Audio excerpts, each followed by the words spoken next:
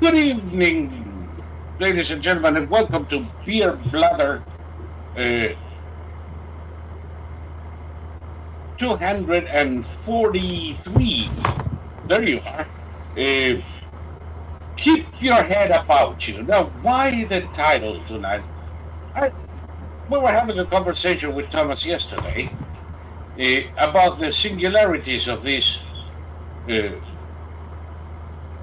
last days in the presidential race, the virtues displayed by President Trump, and the virtues that we need to display.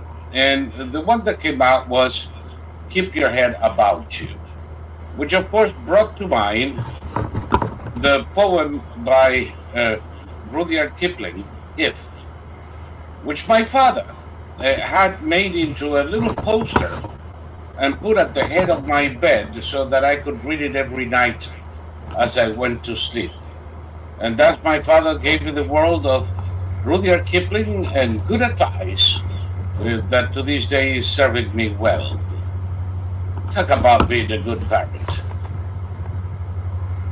For those of you who don't know it, and those of you who do but don't mind listening to it again, it goes something like this.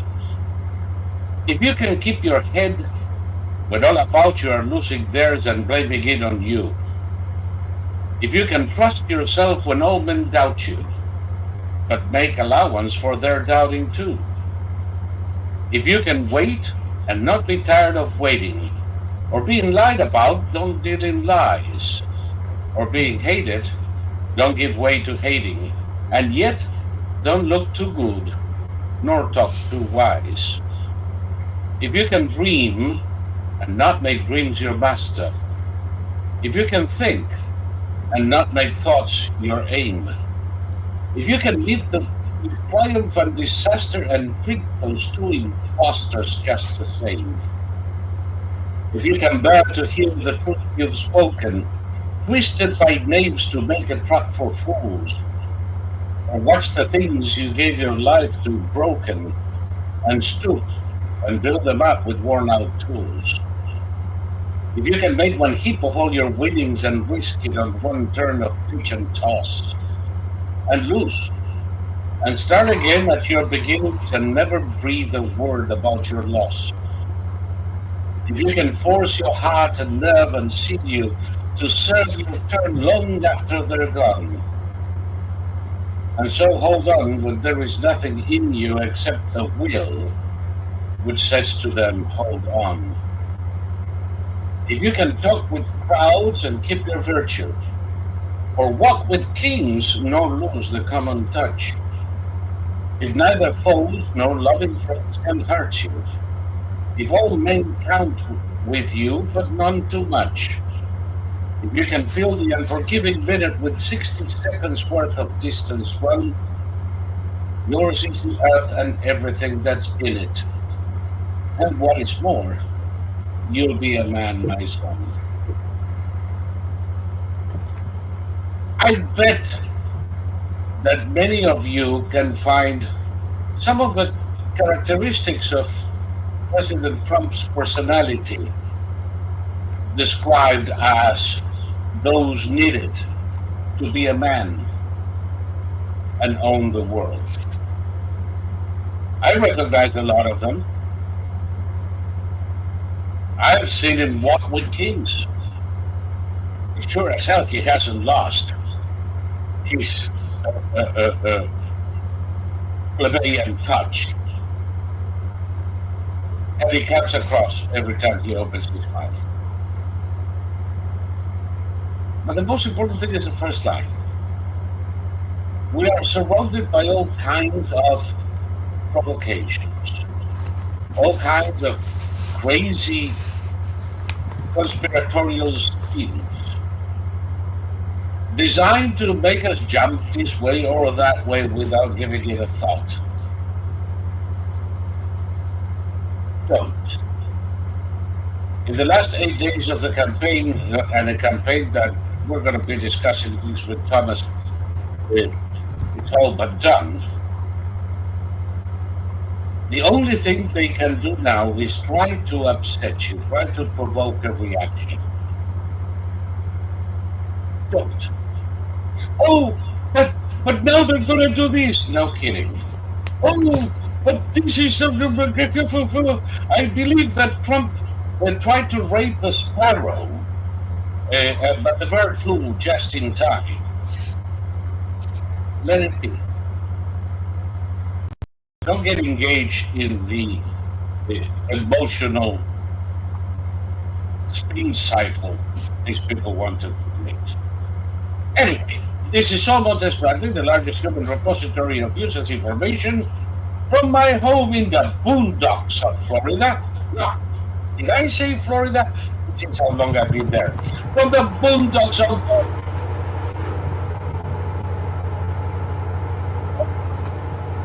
is Thomas Victor, the only living expert in World War I flamethrowers from Mexifornia, always surrounded by Norteño music, flakes, and all kinds of tinsel. And all of this background noise that some of you may be having, well, I think is the effervescence of Governor Newsom. Because it comes from California, but we couldn't fix it. We couldn't find what was wrong with it. So there we are. Keep on talking. I may keep on talking. I'm going to give something to try. Hold on. Okay. So anyway, now that I'm done with the speech, now that I wasted my breath in a long-winded spill. Oh God, yeah, that was the noise. I just got it out of my ear. You think you hear it? I have it inside my head. So we'll see if Thomas can solve that problem now. And let me see. He's coming back. Not yet. Are you there yet? Yes, I'm here. Can you hear me? Okay. Yes, I can hear you, and it isn't as loud. So hopefully we are fine. But the gremlins are against us today. Well, today I got a new neighbor, and the neighbor celebrated his arrival to the neighborhood by having a screaming fight on his front lawn on his cell phone, daring somebody to come by and do a drive-by shooting. And then he turned on his Norteño music. He had his Norteño music going in his house, and he spent the day on the front porch, kind of lounging around with his front door open and the Norteño music blasting. So that's my new neighbor. I've got these Norteños here. Now I have a Norteño there. Which one is the Norteño who's daring somebody to do a drive-by? The new one? The new one, yeah. Well, maybe you should oblige him. Well, see, the thing about these people, okay, the family who lived there before, they looked like Neanderthals, and they were obsessed with their grass. They put in a new lawn themselves, and this guy was always working on his lawn. And so the new guy moved in, and the first thing he did was, have you heard of turning palm trees into what's called carrot topping? Have you heard of that? No. You cut off all the branches except for the ones on the very top, so it looks like a carrot. It looks like a carrot, okay. There's no better way to kill your palm trees. So, on any tree, if you kill 80% of the leaves, it's gonna die. It's gonna die. The bark gets burned, especially here in Southern California. Yeah. So he carrot topped his palm trees. He had a cell phone fight, and then he relaxed on the porch with Norteño music blasting. And they got an Amazon delivery, and the wife started shrieking at the Amazon guy, offering him a glass of water. And I heard this guy just go, no, no, no, and so he got the hell out of Dodge, and I had to work on my front lawn all day. Not my lawn, my succulent beds. So I got to listen to Norteño music and cell phone dares and you know. Oh, that's So not fair. You're having all the fun. I And all of that time I was pruning my pear trees without so much as a whistle for background. I can't wait to get out of this state. I just can't wait. There there's political ads in Spanish praising Newsom as the best governor in the United States, and it's for illegal aliens. You bet. They have a point, actually. But I mean, this place is it's amazing. I remember how it used to be. I see how it is now. And there's no end to it. We're going to talk about the upcoming election. I think it's over. They brought out a new Trump accuser, and she's telling the exact same story as the last Trump accuser of 2016 told, except as a bonus, this new accuser was Jeffrey Epstein's girlfriend. Isn't that lovely? Yeah. The man pinched my ass and touched my titties. You were Epstein squeezed, for crying out loud. Well, Yeah. we've seen enough of Trump. Trump just spent 3 hours with Joe Rogan. I have no doubt in my head that Trump would never do such a thing. He would never just walk up to a stranger and go honk honk, boop, boop, No. And No. and so they. But you see, the point is that the accuser has been ridden more often than Cowboy Mountain in Disneyland. Well, this is the thing. It's like this is the only accuser you could find, Jeffrey Epstein's girlfriend. Really, there are 350 million people. Actually, you can bring in an accuser from freaking Zambia, as far as I'm concerned. You have 7 billion people to choose your accuser from, and you choose Dorothy the Reading one. What the hell is this? It's the touch of Kamala. It's Kamala's touch That woman. Remember the joke? What's the difference between the Titanic and Joanne Collins? What? Only about 1,500 men went down on the Titanic. Oh. But that is a down payment on this woman. Well, see, the Kamala touch today.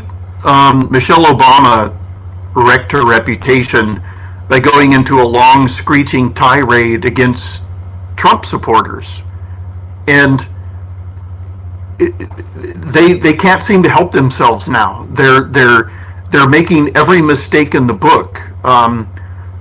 Trump and Rogan talked about Kamala, and Trump was saying she's not going to show up, and Rogan. It's very important for Rogan to present himself as a neutral party. At middle of the road, yes. And he said, well, I think she'd do fine. And Trump said she wouldn't do fine. She'd be curled up on the floor. And it was just really funny because you could hear people laughing in the background. And, Trump at nearly 80 years old spent 3 solid hours with Joe Rogan, and then he said, "How long have we been at this?" And he said 3 hours. He goes, "Well, I have to go give a speech, so I'd like to do this again." I'm gonna go stand up in front of a microphone for 2 hours with 20,000 people around me. I think he sandwiched Rogan between 2 public speeches. Yeah. And now, of course, he's going to be going to New York. In the meantime, Kakala tried to attract a crowd in Houston, I believe it was. Oh, yeah. with the promise of a Beyonce concert. Yeah. Beyonce, who, with total disinterest and patriotic devotion, charged $10 million for appearing to give Kakala her endorsement. Uh, by the way, I'm going to be honest with you. I'm sorry. I know you will understand, but if they pay me $10 million, I'll go over there and tell everybody how wonderful Kakala is. Well, see, Beyonce spoke for 4 minutes about abortion, and then she left, and then the crowd started rioting, and then most of them left. Did you see the picture? It's the Beyonce concert. Promises made, promises not kept. Well, here's Beyonce, Kamala up on stage, and she's like yapping, and you can't hear her because she's being booed down by her own people. Shut up, you piece of shit. They were very upset. Yeah. They were very upset. They were expecting something else. And what the heck? That's what you get when your political appearances are free rock concerts. It's unbelievable. Today was the first time that Trump took the lead in the Real Clear Politics poll average, and I don't look at political stuff on Twitter, but apparently leftists are going absolutely nuts, and they're doing that lies, all lies thing, and Kamala is 10 points ahead. She's going to win by 10 points, and if you look at the not in Michigan. Did you see what happened with the mayor of Dearborn? Yeah. The Muslim community of Dearborn endorsed Trump. Exactly. Mm-hmm. Also, the Republican early voting is like breaking all records. In Pennsylvania, it's not going to turn out this way, but if it continues at the rate it's going, he's going to win Pennsylvania by 8 points. Fetterman is all but considered that. Yeah. Apparently, the union guys, the steel workers, are 2-1 for Trump. Yeah.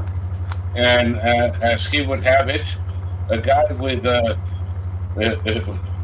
driving a truck with track balls was going to go Trump as he passed by. He's describing the blue-collar workers of Pittsburgh as being predominantly for Trump. Mm-hmm. There isn't enough shenanigans in Philadelphia that can change that.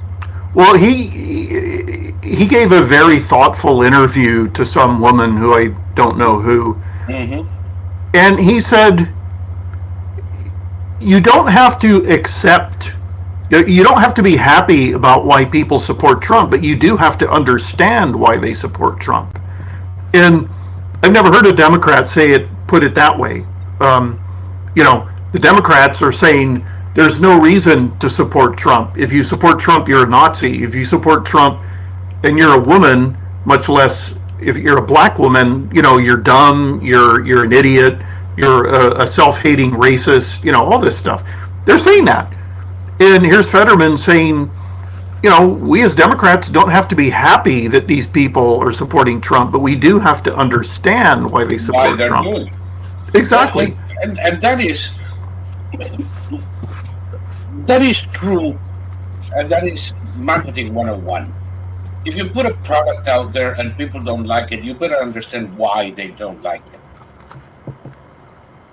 If they do like it, you better understand why they do. Because you're not going to be able to build on your success or correct your failure unless you understand what is making people think. Well, see, politics is a product too. Well, the problem with the Democrats is that they can't identify the problem that they're facing, and if you can't identify the problem, then you can't come up with a solution. The Russians I heard today that 12, okay, it was confirmed that 12,000 North Koreans went to Russia to help fight the Ukrainians, and now they're going to send another 10,000, which means it's going to be two divisions of North Koreans. This isn't going to make a difference. Make it 3 or 4. The more they immolate Yeah. the Ukrainian front, the better. I don't care. If No, anybody the, thinks that 10,000, 20,000 North Koreans are going to make a difference where the Russians have had already 650,000 casualties, go ahead, be my guest. I guess, however, that the Russians are going to be having a little bit of a trouble getting more Iranian drones. correct, because the Israelis blew up the factory that was making the drones for the Russians and the Iranians. They How also, about the missiles? well, the Iranians apparently destroyed 100% of the Iranian air defenses. Yes. So, so if the Israelis decide to go a little deeper into Iran, there's nothing the Iranians can do. No, listen, everything that you and I anticipated a year ago is coming to fruition. Yeah. When Israel launched his attack, the Iranians scrambled their air force. All 20 American A4s from the 1960s. Yeah. The Israelis communicated to the Iranians that they intended to shoot down anything in the air. So they brought them back down. They can't pretend to have an air force for another week. The Iranian air force is non-existent. The air defenses, mostly SAMs 300, 400, and 500, are as effective as they are in Russia, that is. There's nothing they can do. Totally useless. But nonetheless, they were destroyed. Then the Israelis destroyed the factory of the Yahid drones, which are the ones that the Russians are using. Then they destroyed the factory where they make long-range missiles, and destroyed any possibility that the Iranians can work on solid fuel for their rockets. The best scenario for the Iranians is they won't be able to build another freaking missile in 2 years. It's done.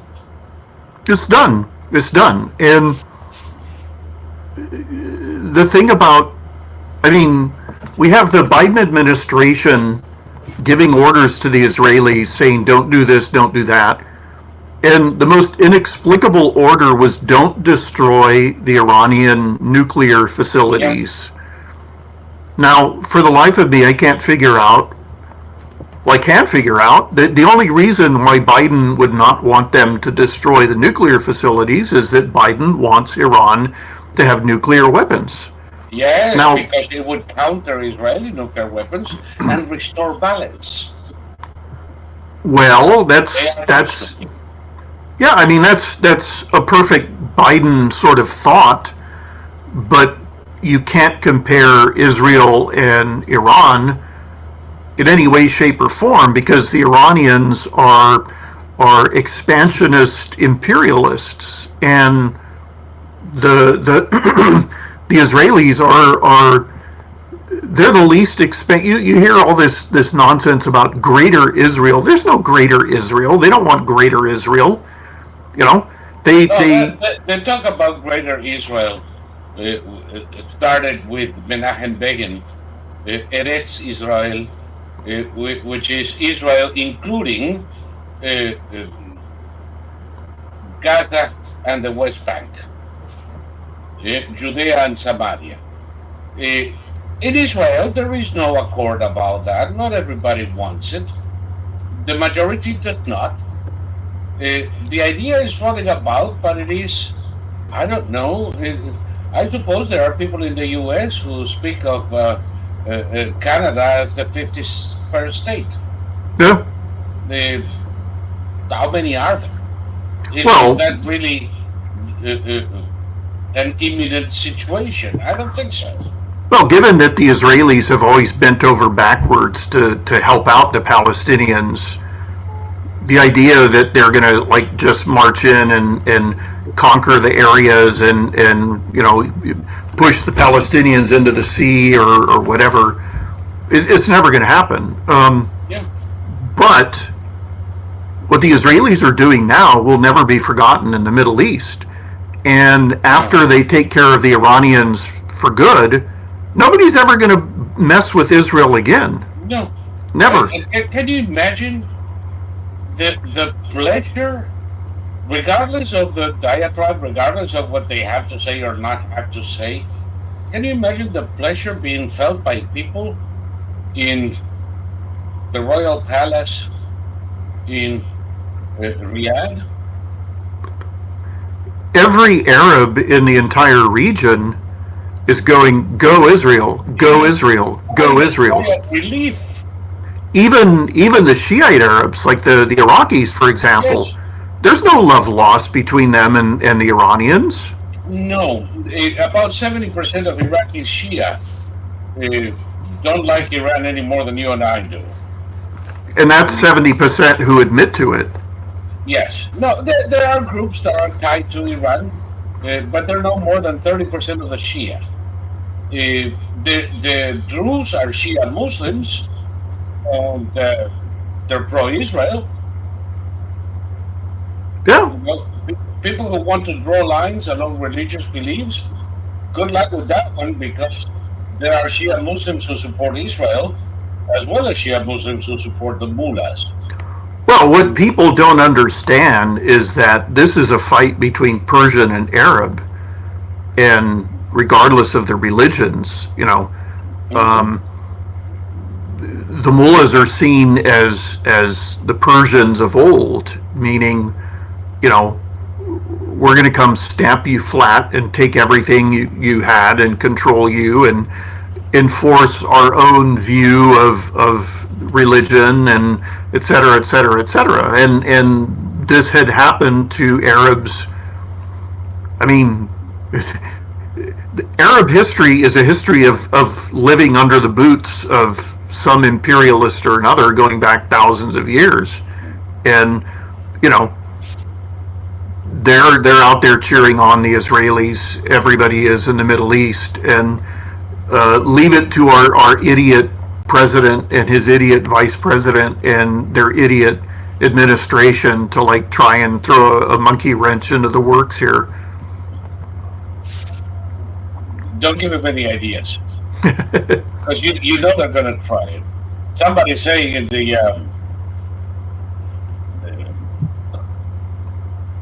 the chat, there are a couple of things that I find interesting. One, throw Turkey out of NATO. Why? What kind of stupid proposition is that?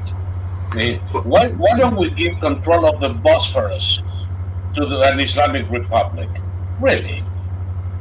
Well, I mean, if we never want to get into the Black Sea ever again, then yeah, we could throw Turkey out of NATO.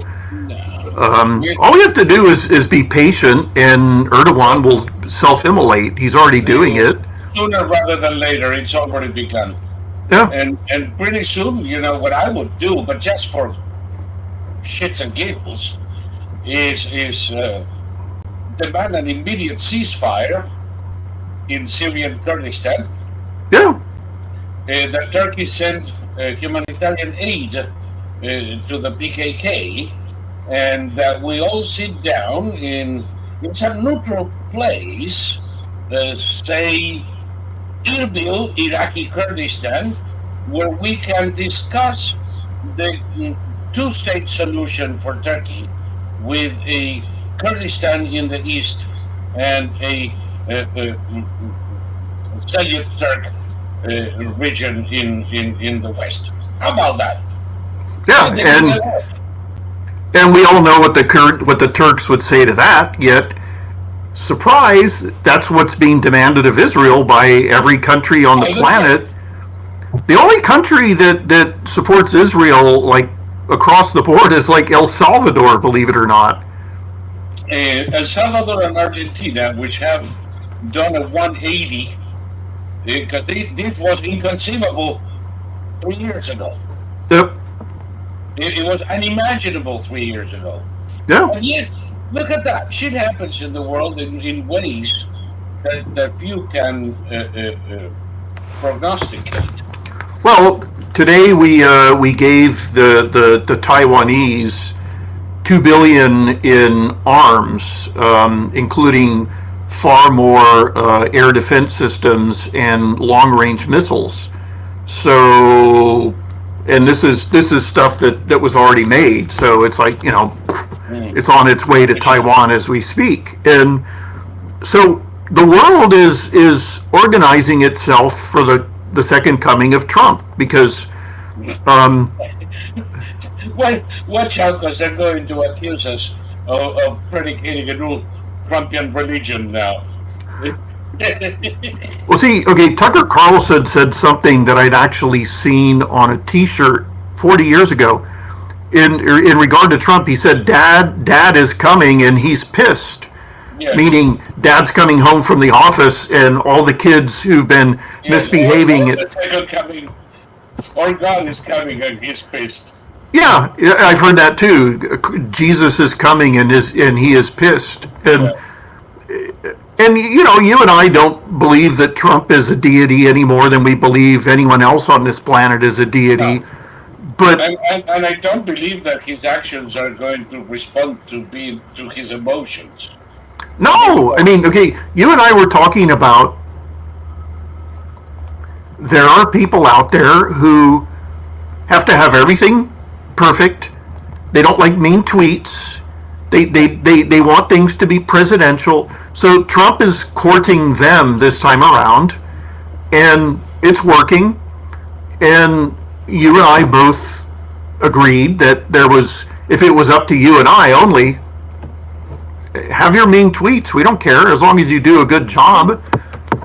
But Trump is a different Trump this time around, and he's doing it very deliberately. And one of the most brilliant things he did was he made his son Barron his internet advisor. And yes. Barron is the one who's been calling all these shows saying, would you like to have my father on? And every time he does that, it breaks records for viewership. By the way, Barron, Mishpucha, what the fuck are you calling us? Yeah, exactly. And if you're watching this, come on, pick up the phone. It's not like we're going to destroy him or something. God. Well,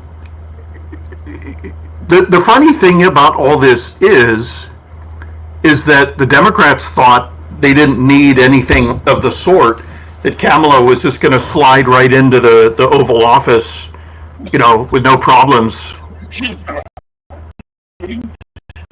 Right below this. Remember that moron who crashed a Piper? Yes. Right outside the Oval Office? Yes.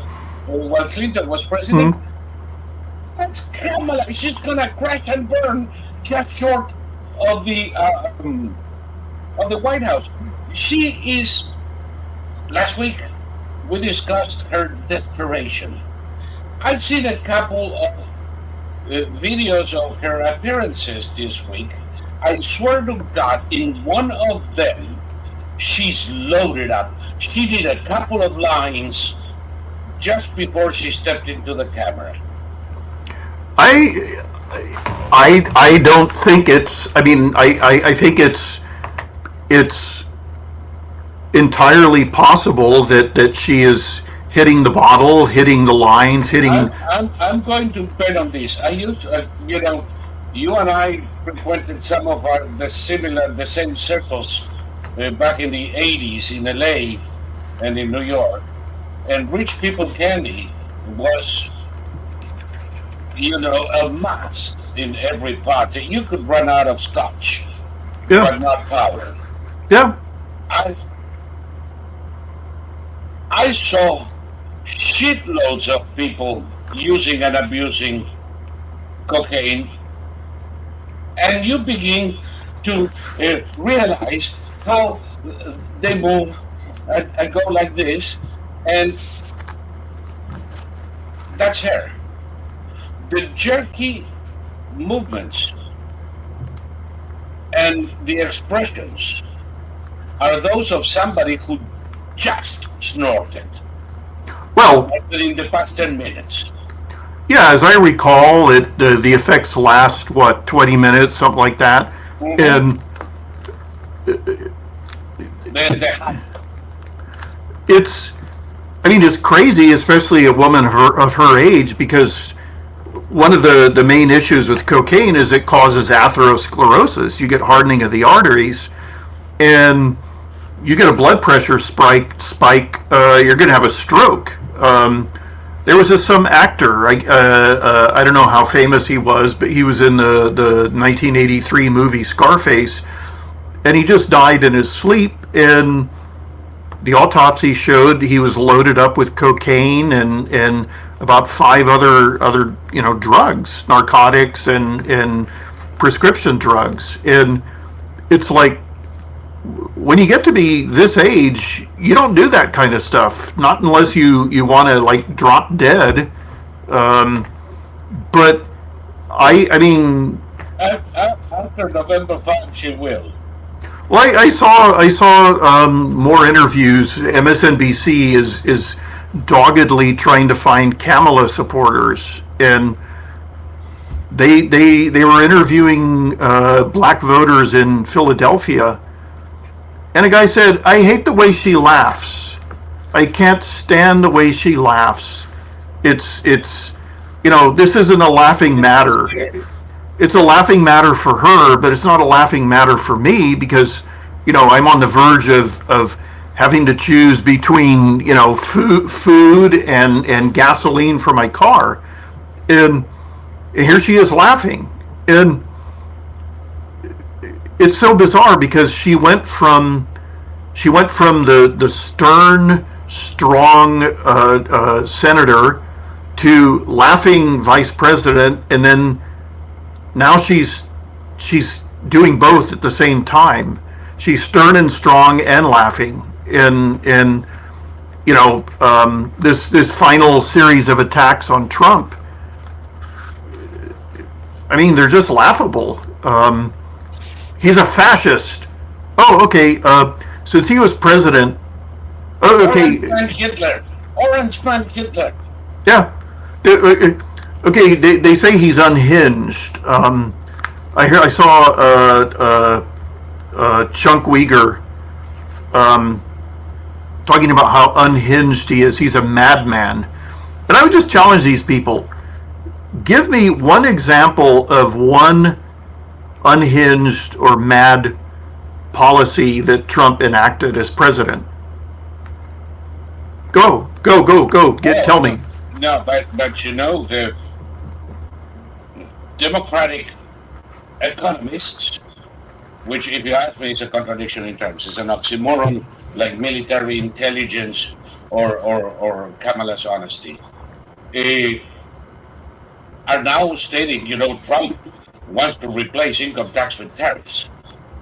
And that is a blow to the poor because tariffs are a tax on the middle class. And income tax favors the poor. And Truman was the only one who, McKinley was the only president who used tariffs. Are these people fucking insane? Yeah, well, they're dumb. They're just dumb.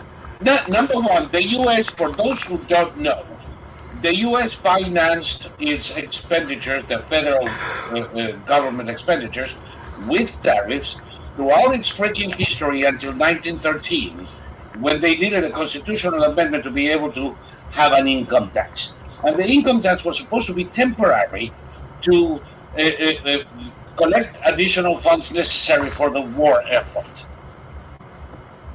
And of course, like every temporary measure to get at your pockets, it became permanent. But So number one, it's not anything strange, and it's the way this country finances itself for still most of its history. We can discuss whether it's good or bad. There are better ways, but you cannot deny that. And the second thing is, how does it hit the middle class? I'd like to hear them explain that. Now, income tax, on the other hand, it's goes easy on the poor. Well, to a degree, that is true, because about 40% of taxpayers don't pay shit and actually get money without having contributed a dime. So it's the middle class and up that actually pay taxes in this country, income tax.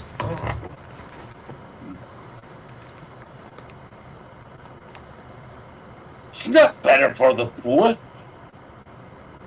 And by the way, when I say middle class, a family of four making $36,000 a year, they're only 110% over the poverty line, and they have to start paying taxes. So it's ridiculous.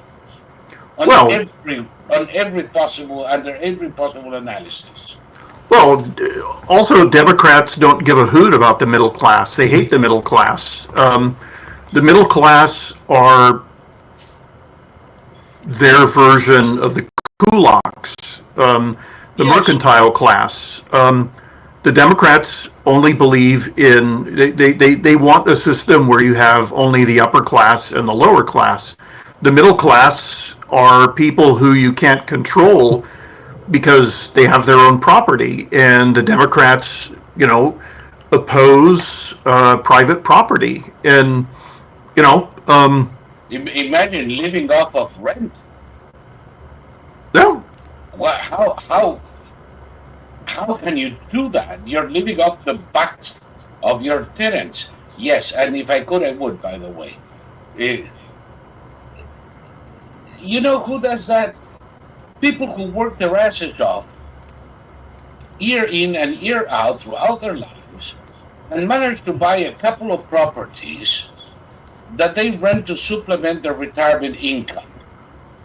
yeah, that's so common. It's almost de rigueur for retired couples who manage to buy a little property. Yes, and those who couldn't buy the property would buy the mortgage bonds or the treasuries and get the interest to let's say, bring their retirement income up to par, which, by the way, with low interest rates, we've blown them all out of the water years ago. For the past 15 years, they have not been able to get any decent income out of government bonds. I'm talking about banks here, so it's not bonds. But I found my old my grandfather started a bank, and then it switched. It got a new. It was taken over, and it got a new name. But I found my old checking account book. My checking account was paying me 12% interest at some point. Yeah, So- I can tell you now, 1981. Yeah. Yeah.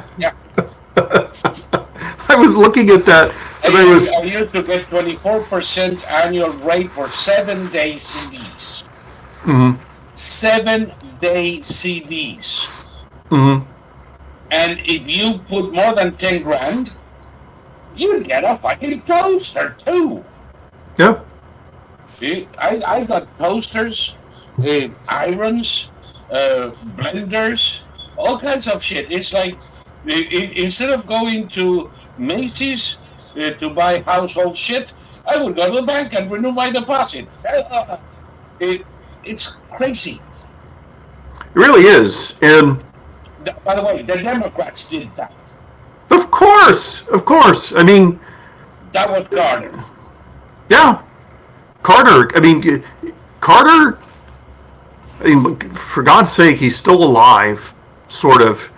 But Carter, it was under Carter that banks, by law, exactly.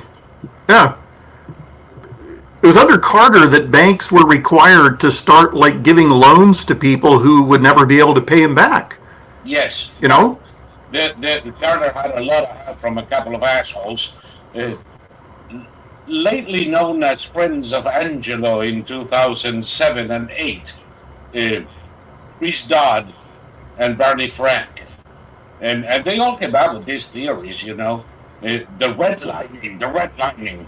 Yeah. In black neighborhoods, there are less mortgage loans than in white suburbia. Yeah, well, you see, in white suburbia, which is not always white, because there were blacks in suburbia as well, the average income was $120,000 a year, and in the projects in New York, it was maybe $2,000 pushing it.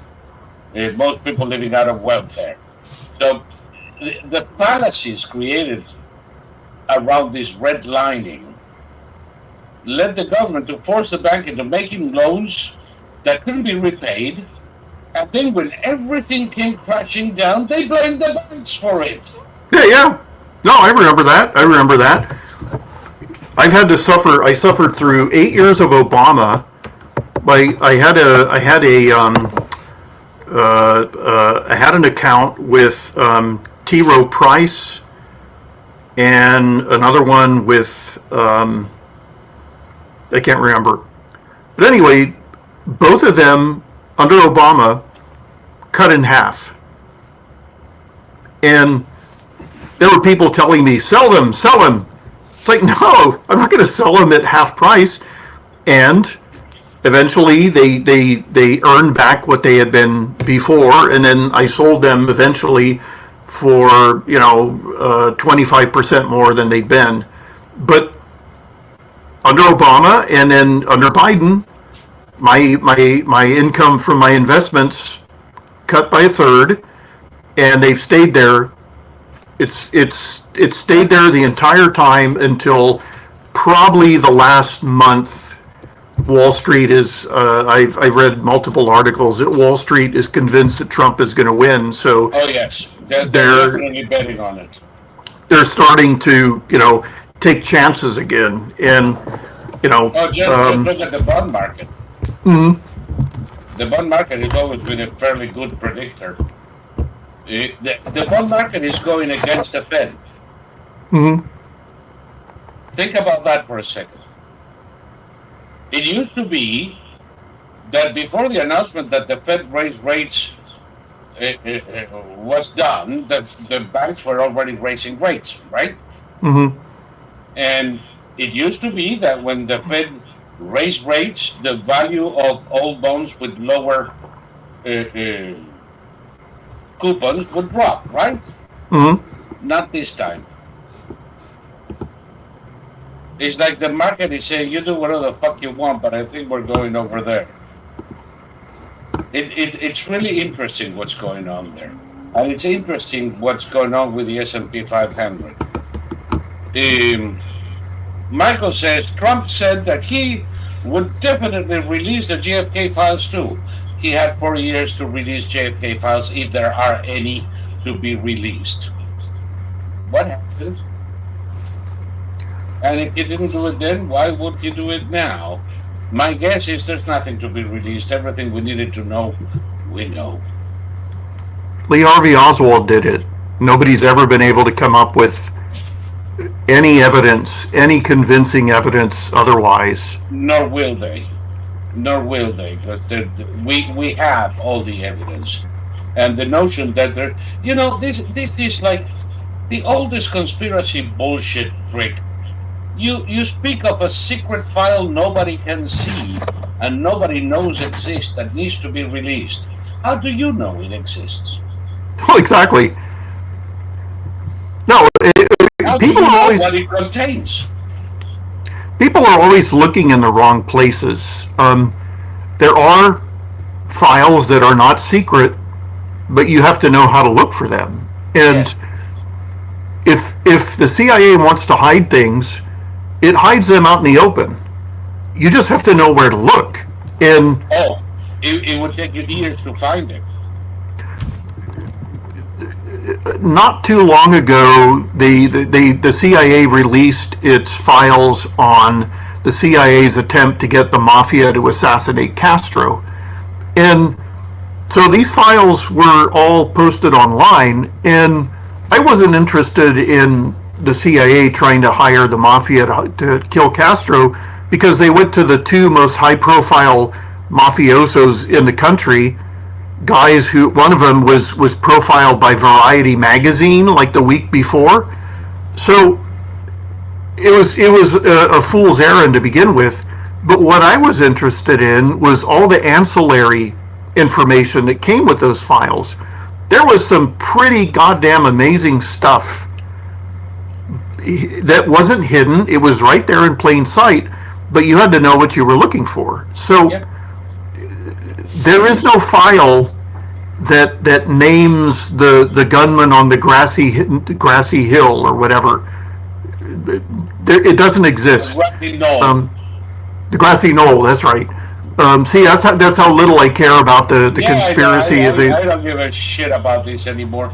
But I keep cracking up that all of a sudden some freaking idiots like this Hollywood director come up with these bullshit movies, and all of a sudden the people who would otherwise despise the creeper become fans of his lunatic theories.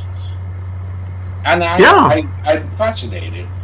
As to the CIA does not hide needles in haystacks. It hides hay in haystacks. Yeah. Go and find it. Yeah. I've been doing research for eons. I found stuff that Exactly. people didn't know was released. But the problem is it's buried under mountains of information. Some related, some not. Sometimes, you have to use the search engines creatively and try every possible typo that one could involuntarily make. So if the name is,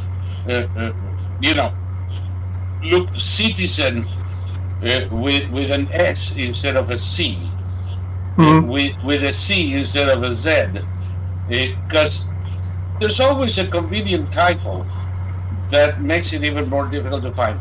But it is there. And now it is 90% of it online. Yeah. No, it's true. And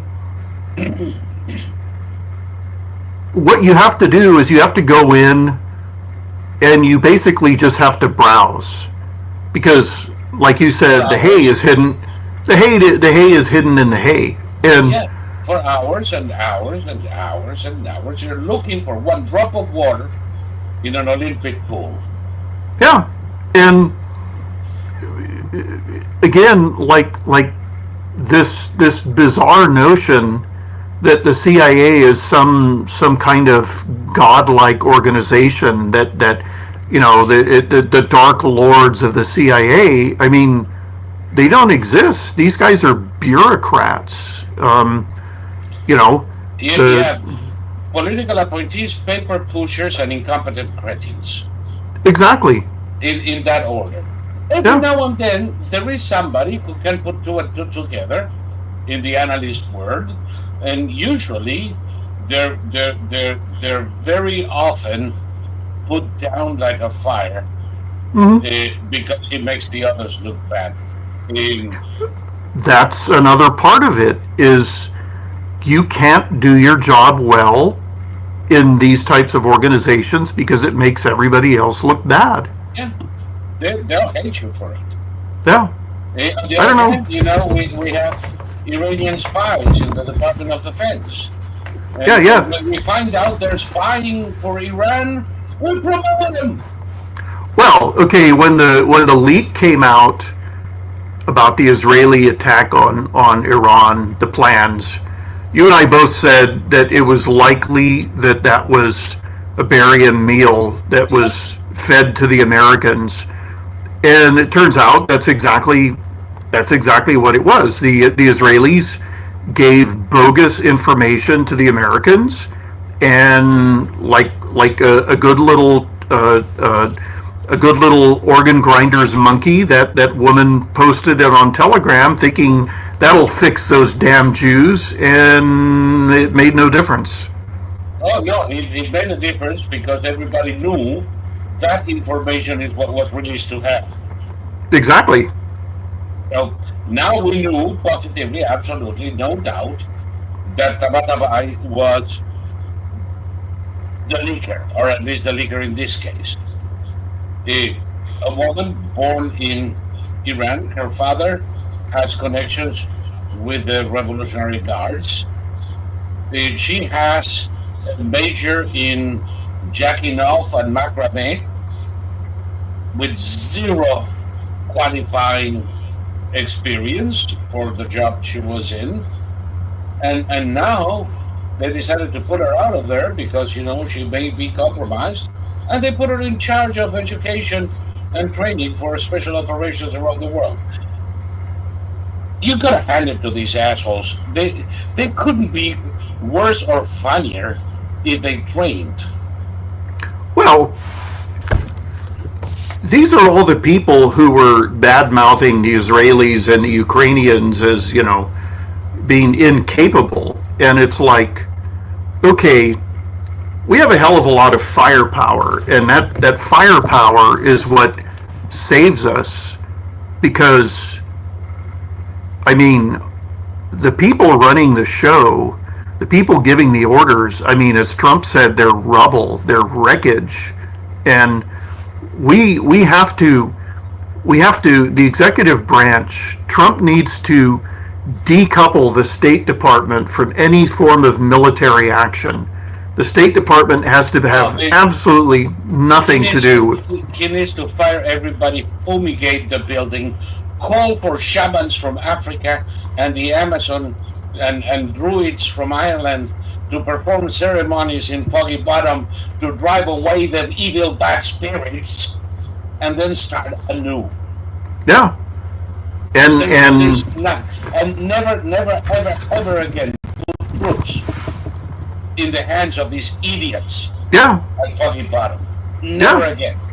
No, the State Department should have absolutely nothing to do with the military, and the military should have absolutely nothing to do with what's it called, social experimentation, or whatever the hell the term is. Whatever crap it is, nothing. The military are there for one reason and one reason only: find the enemy, kill it. Thank you. Bye. Yeah. Like Han Kao said, I want soldiers that would cut themselves open, eat their guts, and last 4 seconds while they chase America's enemies. Yeah. And see, that was spoken by a genuine member of the armed forces.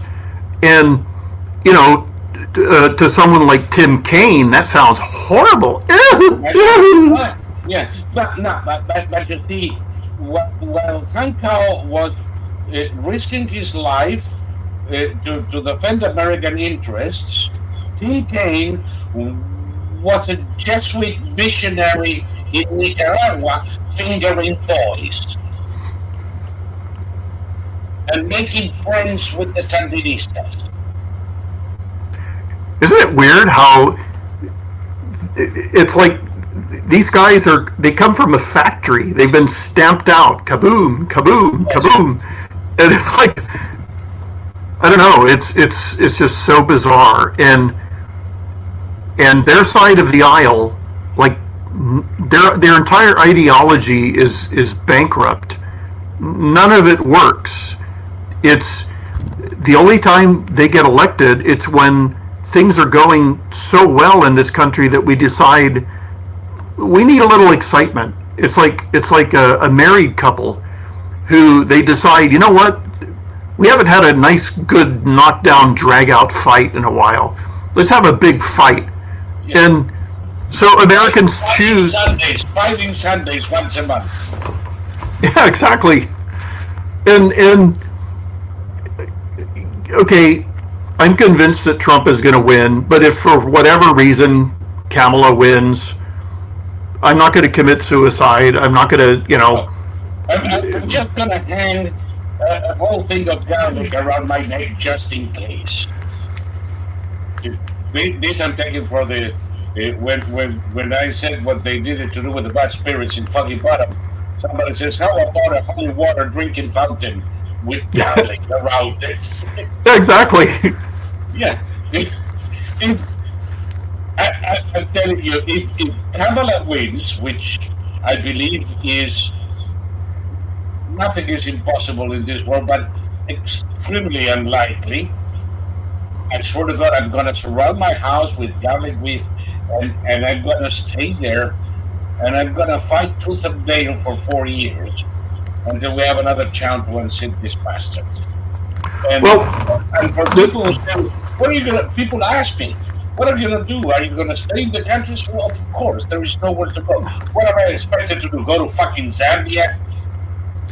well, how about West Europe? The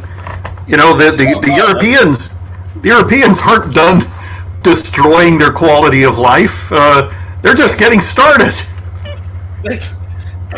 And they're going farther and faster than we are. If you think we have a problem with illegal aliens, shit, take a look at Italy, France, Spain, Holland. There were 45 arrests for rape last week. 41 were illegal aliens in Barcelona.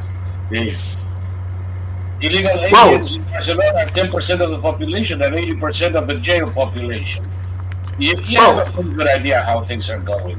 A few years ago, the people of Oslo, Norway, started raising a ruckus because so many of their women were getting raped by newcomers.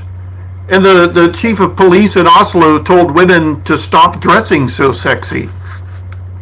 That was, You know, try using longer skirts. Pants, even better. Pants are more difficult. well, how about a burqa? How about start wearing burqas? Morons. Yeah. Morons. And the same thing happened in Denmark and the same thing happened in. But now, they're finally turning around and figuring out maybe we fucked up. Germany, where this whole shit started in Europe, remember with the Syrians when Germany was pressuring the European Union to accept millions of refugees and force member countries to take hundreds of thousands, if not millions, of refugees each. And of course, Poland and Hungary refused, and that was the war between the socialists in the European Union and the governments of Poland and Hungary that were defending their borders. And because of that, they were accused of being Hitlers, just like Trump. Now Germany is done a 180, and they're talking about mass deportations. That's because even refugees can be horrible, horrible people. Yes. Refugees don't all have big eyes, and they're not all going to bow gratefully. And 90% of these assholes are not refugees. Well, I've always been stunned by the number of extremely fit young men that seem to be coming through all the world's borders, as refugees or as illegal aliens. I'll say it again. I've said it 1,000 times, and I'll keep saying it until people realize this. Refugee is a technical word. It's a word that defines a special kind of folk. Somebody who's running away from government persecution, war, famine, you name it. Those people, according to the international conventions for refugees, have to be provided assistance in the first country they touch. So if you're running away from Syria and you walk into Turkey, Turkey is obligated to provide for you. Provide for you means tent cities, a meal a day, and you know, a set of clothes per month, and the possibility of shitting in a porta potty. Not 5-star hotels. The moment that refugee in a refugee camp, there are, by the way, over 20 million refugees living in refugee camps in Africa, and nobody talks about it. Because they're Africans. They're Africans. They're blacks, so nobody cares about them. Now, when a refugee in a camp in Turkey decides, oh, fuck this shit, I'm going to Greece, and gets on a little boat and lands in Greece, he is no longer a refugee. Now he is a migrant.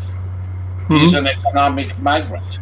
Economic migrants do not have any of the rights of a legitimate refugee.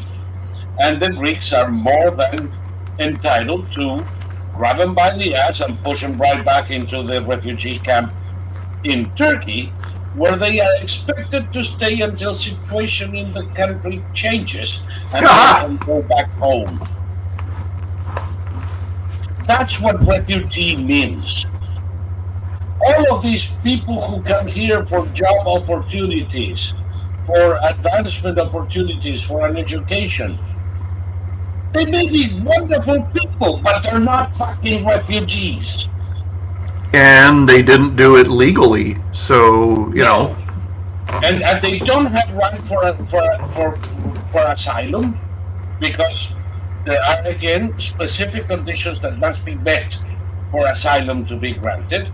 And what the Biden administration has been doing, of essentially paroling them into the country for 10 freaking years until we decide if there are grounds for asylum or not, is criminal.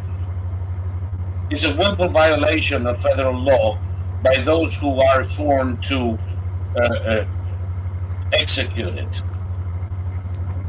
So much for that shit. Germany, for a period under Merkel, were treating refugees better than the German Turks who had been there for decades. That's true. Germany was rebuilt after World War II. German cities like Munich, like Frankfurt, like Cologne, like Berlin, were nothing but piles of rubble. And there were no men in Germany. So Germany imported workers from Turkey. And they are the ones who rebuilt the cathedral in Munich and the historical buildings in Frankfurt. And they were never allowed to obtain German citizenship. Into the 4th generation, they were considered foreigners.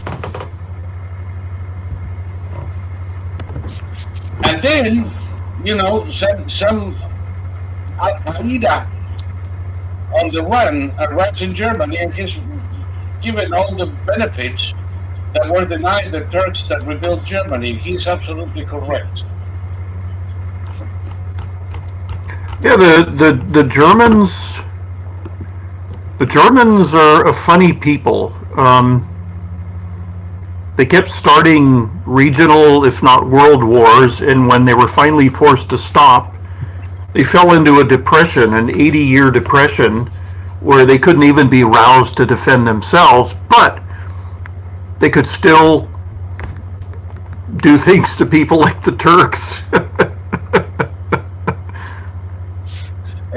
I was there. I visited barracks with Turkish workers in the early 80s. In the early 80s. We're not talking in 1960 or 1950. No, in the 80s. They had been there for 30-some years. They were into the 3rd generation. They were fully segregated. They were not Germans. The Germans wanted them to go back to Turkey. They didn't speak Turkish. They had spent their entire lives in their parents' town in Germany. The French did the same thing. Mhm. They want to teach us lessons on how to deal with immigrants. You gotta be kidding me. And everybody in the US who calls for assimilation is no different than those Germans and those Frogs. Mhm. Assimilation is what the Europeans wanted of their immigrants. We always went for integration, which I think the evidence is it works a shitload better. Assimilation doesn't work at all.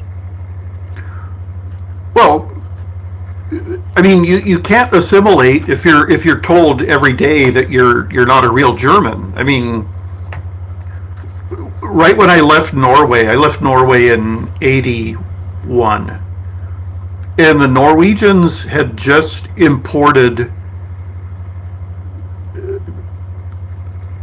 several thousand, I think they were Hmong refugees from Vietnam. And it was like, whose bright idea was this? And years later, it turns out they were plopped into ghettos. They weren't allowed to become Norwegian citizens, and so a hell of a lot of them turned to lives of crime. And it was all brushed under the carpet. The Norwegians.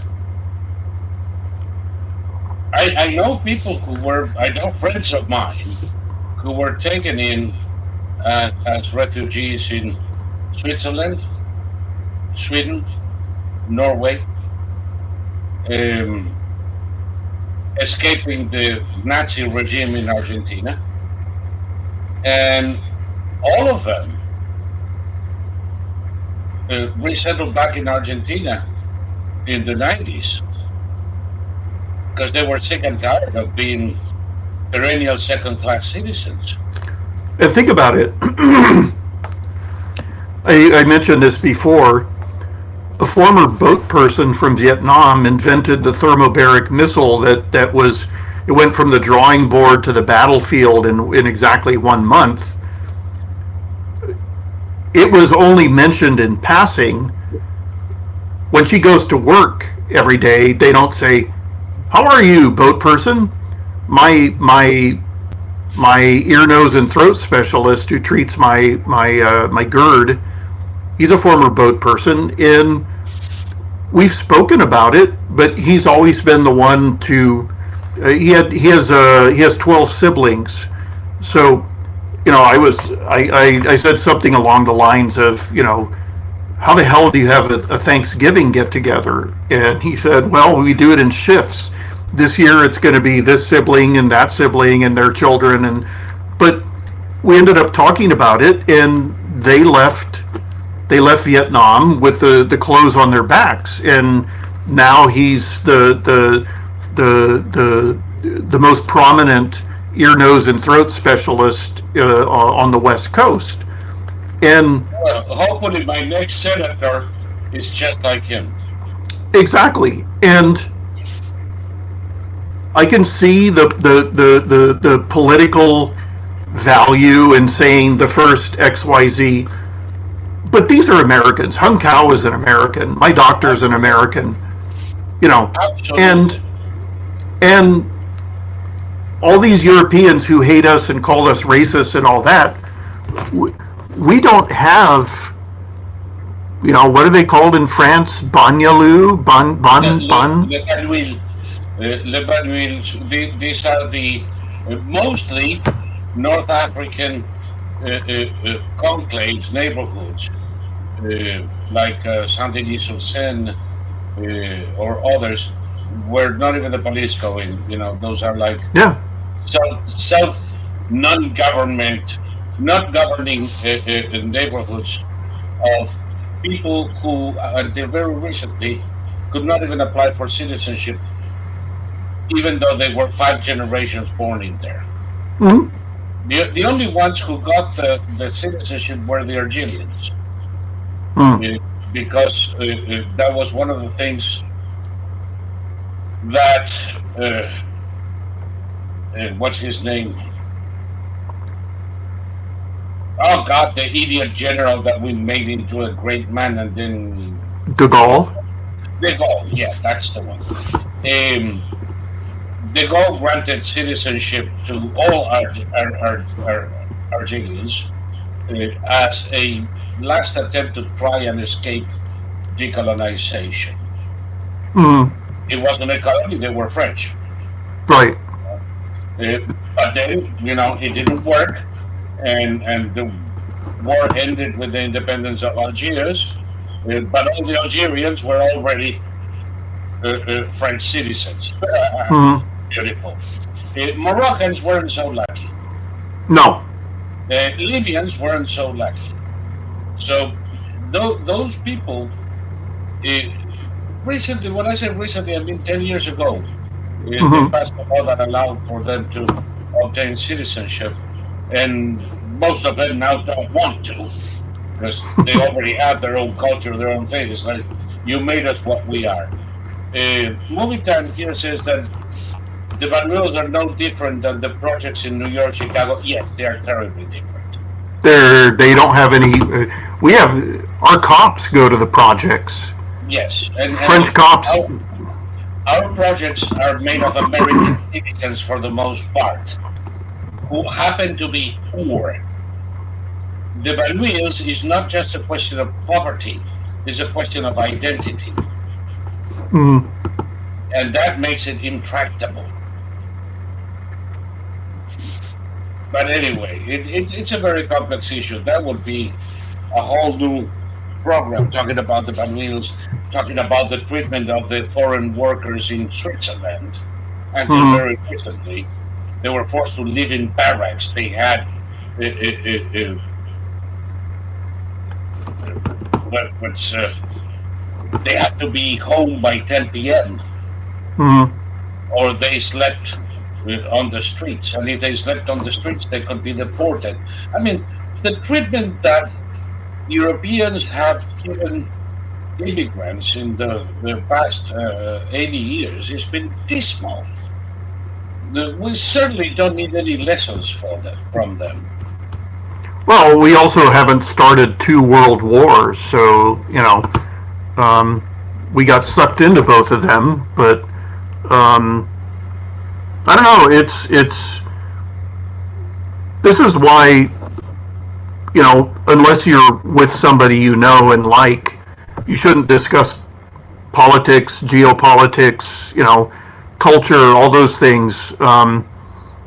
When I lived in Norway, every Norwegian above the age of 30 felt it was their duty to accost me on the street and criticize the U.S. And I was 17 years old at the time. I wasn't even able to vote, and it was just I couldn't even count the number of times it happened, and they were so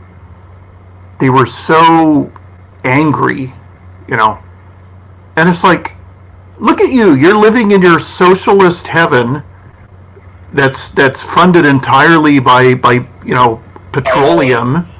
Yeah, you have nothing to complain about. Now they want to ban oil. They're going to go back to eating each other. Well, I mean, Without that's oil what. and fisheries, Norway has nothing. Well, exactly, and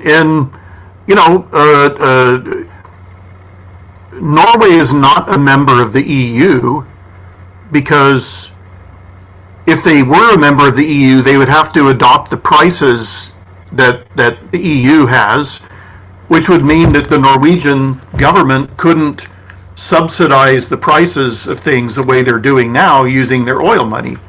And the price of everything in Norway would go up by 75%, And I wonder if they could use the same fish farms they're using now and their Probably not. European pools. My guess is not.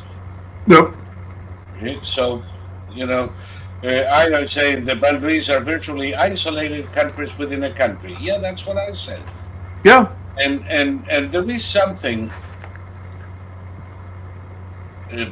Daydreamer is saying, and I don't know if you want to get into this, but I'll try. I've known many illegals from many countries that are good people and love the U.S., but they were desperate enough to rush, enter, hide, and embed themselves. It is not right. Well, I know a lot of people who stole from supermarkets. They're good people, but they were hungry, so they had no other recourse than to get in and take the filet mignon and make a run for it. What the crap is this shit? Well, look. Whether illegals are good or bad people of their own doesn't enter into it. Well, also, we are now seeing that our quality of life as Americans is going down the crapper because of all these good people who just want to come here to better their lives. We're under no obligation to take in when what is it on the Statue of Liberty? Give me your tired, your poor, your huddled masses. That stupid poem that was put in there 20 years after that stupid statue was erected on an island in New Jersey because nobody wanted it in New York. Just saying. Give us your tired, your poor, your huddled masses yearning to be free. But even that, for memory, huh? Very nice. As schmaltzy as that is, they were coming here legally. Yes. Legally. And we didn't have a welfare state. And we didn't have a welfare state. They didn't get an expense account, a Visa card, a stay at a 5-star hotel. They didn't get any of this shit. Yeah. They got to work their ass off from day one doing any kind of job, however menial, in order to pay their quota to leave 11 people to a fucking room sharing the same bed in the tenements around Catherine Street. And? Johnson Street. So, shut the fuck up with all of this goody-goody bullshit about the immigrants. Okay, Louis B. Mayer of MGM, what became MGM. Of Metro Goldwyn Mayer. He started out as a scrap iron collector, and he ended up being the head of this gigantically successful studio that exists to this day.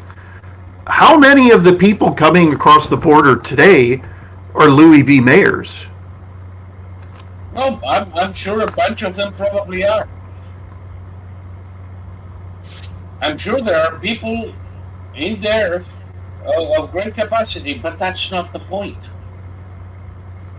The point is, if we didn't have a welfare state, we could afford open borders. Yeah. But as long as we entice people to come and we'll pay for them and we'll spend money we don't have for very needed infrastructure, hospitals, as long as we have to take money on loan to pay for their medical expenses, their education, their housing, their EBT, give me a fucking their rent subsidies. Why are we doing that? Yeah, I common sense. People talk a lot about what we have to do. All we have to do is readopt the notion of common sense. I mean, I heard Kamala, where was she? I can't remember. One of her interviews or the town hall or whatever, and she was just like repeating this. Our immigration system is broken. It's broken. Yeah, you're already broken, bitch. Well, it's. She was speaking as if she hadn't been there for almost 4 years. She was a newcomer to all this, and she was going to take care of it. You know what she reminds me of with these things? Imagine somebody going into a thrift shop and picks up, I don't know, a vase. a set of glasses, 6 of them, and breaks one. And then goes to the cashier and says, what discount will you give me? This set is broken. You just fucking broke it. Yeah. It wasn't broken 2 seconds ago before you decided to. Our immigration system is broken because the Democrats decided to break it. Mm-hmm. And once the system was broken, they violated every law and every common sense measure imaginable to create an even bigger crisis. And they're not the ones that have to come and tell us, I know it's broken. You know how we fix it? Follow the freaking law. Mm-hmm. You know how we fix it? You don't get Obama to propose amendments to the immigration deal that we had in 2006 to ensure its failure in the Senate. Everything was ready to pass on the condition that nobody presented any more amendments. Out came Obama with a stupid amendment nobody wanted anyway, but it broke the deal and it failed. That wasn't a perfect law, but it would have resolved 90% of the problems we have with an immigration system without an amnesty. And he did it because he wanted to run for president and he wanted to use this Dreamer bullshit and the immigration bullshit as the battering ram on Republicans. Of course it's broken. Now what? What's you jogged my memory. I was going to bring this up. I read an article today that Jamie Raskin is promising to cripple the upcoming Trump administration. And okay, I don't think it's going to happen, but he was talking. Jamie Raskin is a political unit. Well, also he was talking about impeachment. It's like, okay, impeach him again, big deal. He'll hold the world record of presidential impeachments, big deal. The way this election is going, they're not going to have a majority in either house, so fuck that. Yeah. They can impeach my genital situation. No, he wants Judge Chutkan to go after Trump while he's president. He wants to jail him before he's elected. If that doesn't work, he wants blood on the streets when he is elected. Like last time. Yeah. People have already forgotten the week that we had of riots on the streets. Oh, I remember him. Yeah, with Hillary Clinton naming herself the Generalissima of the Resistance. What the fuck do you think you are, a Maquis, you freaking imbecile? And they burned cars, and they broke windows, and they created havoc throughout the country. But then, it's the Republicans that don't like peaceful transitions of power. The biggest offender is Hillary Clinton. Sure. By far. They're going to do it again. I guarantee you they're going to do it again. I don't give a shit. Well, nobody does. Nobody does. I mean, they've. This is why Epstein's girlfriend can come out and make some outrageously stupid claim against Trump, and nobody cares. Nobody cares. It's a one-day story. I'm going to tell Mr. Raskin can go join Liz Cheney in the lake. I'll tell you what, he can go skinny dipping with Liz Cheney in the lake for all I fucking care. These people are done. And I believe... Okay, I've been playing coy for long enough. I believe the Democrats are going to be handed their ass on a platter on November 5. It's certainly looking that way. I've seen some things, like potential fraud being detected in Lancaster County, in Broward County, Florida. Lancaster County, of course, Pennsylvania, where already people notice, a single address with 400 registered voters. And they're doing that, but nobody did this in 2020. Nobody stood up against it. Not beforehand. Right. Beforehand, there were just a few of us who were saying, this is Trump's, but watch out with fraud, it's going to be big. A few of us did. I didn't have resources to do more than that. Those who had resources would tell me, don't worry, it's in the bag. We're going to win by so much, they won't be able to do it. They weren't. You don't need 1 million votes to turn an election. You need $100,000 votes in the right places. The courts up in the where was it? Circuit Federal Court. I think it was the 9th, but I could be mistaken. Don't quote me on that one. Just came down with a decision that states cannot accept ballots after election day. Any ballot received after election day is invalid and cannot be counted.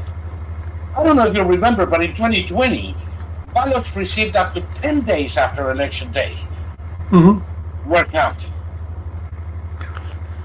One of the differences between this year and 2020 is we have somebody running the RNC who's like really, really, really dedicated to, sending people out to like challenge all of this. The Democrats are already complaining about the Republican poll watchers who are scaring them, and it's like, well, you should be scared. You should be very, very scared. You do your job well, you have nothing to fear. And if you steal another election, there's going to be hell to pay. Yes. You are calling for blood on the streets. I mean, beware what you wish for. Yeah, and by the way, Loretta Grandmama Lynch called for blood on the streets in 2016. And Raskin is calling for blood on the streets today. Sure. And these are the party of peace and clean elections and peaceful transfer. Yeah. Bullshit. We should never. By the way, why I'm not worried about Raskin? Because he's a eunuch. He has no brain and less balls, and he can talk all he wants, and it doesn't matter, and it doesn't change anything, and nobody's listening. Well, that's the thing. I mean, we have a different Trump, we have a different era, we have different technologies. Everything's different. The world is different. The country is different. I went to Home Depot because I wanted to buy string for my weed whacker. I went to Home Depot and everything is behind locked doors. And there's nobody around to help me, so I just came home and ordered it from Amazon. And I know Home Depot is upset because Amazon is, eating their lunch, but it's just easier. I mean, also the what you call it, the choices at Home Depot are nowhere near what I find on Amazon. I went to I have all these pavers that have weeds growing up through them, and so I was looking for a very heavy-duty wire brush to scrub them away. They didn't have it at Home Depot. They had this little tiny, delicate barbecue brush that would have lasted 5 minutes. So I ended up buying something on Amazon that's used to scrub rust off of pipes. So I don't know. I mean, I don't know what to tell Home Depot. But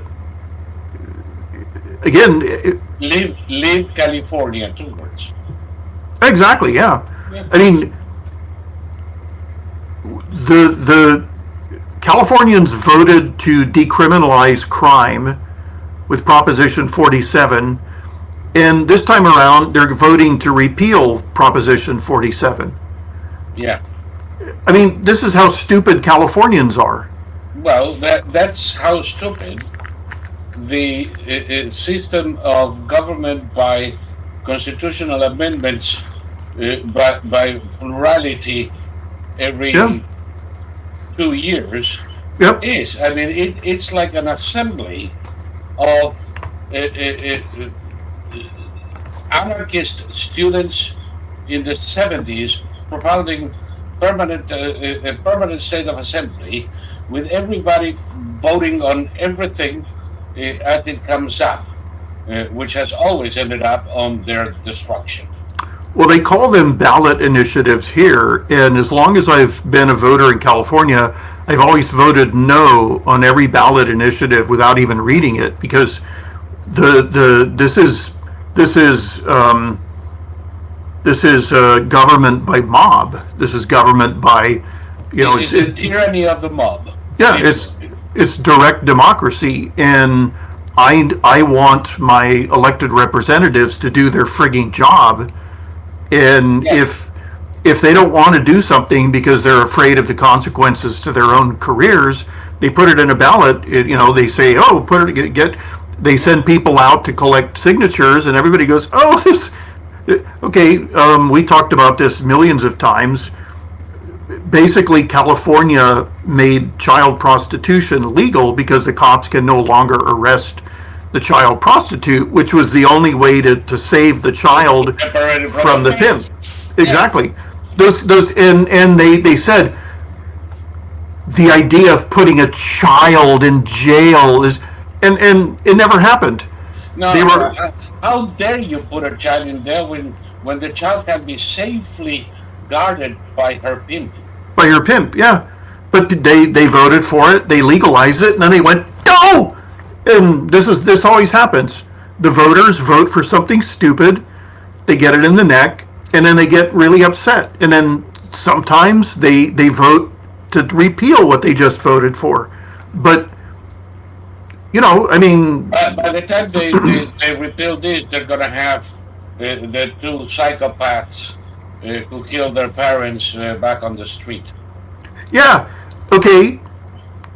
You and I've talked about the Menendez brothers, and whether or not they were molested by their father, and in some versions of the story, their mother got in on the act.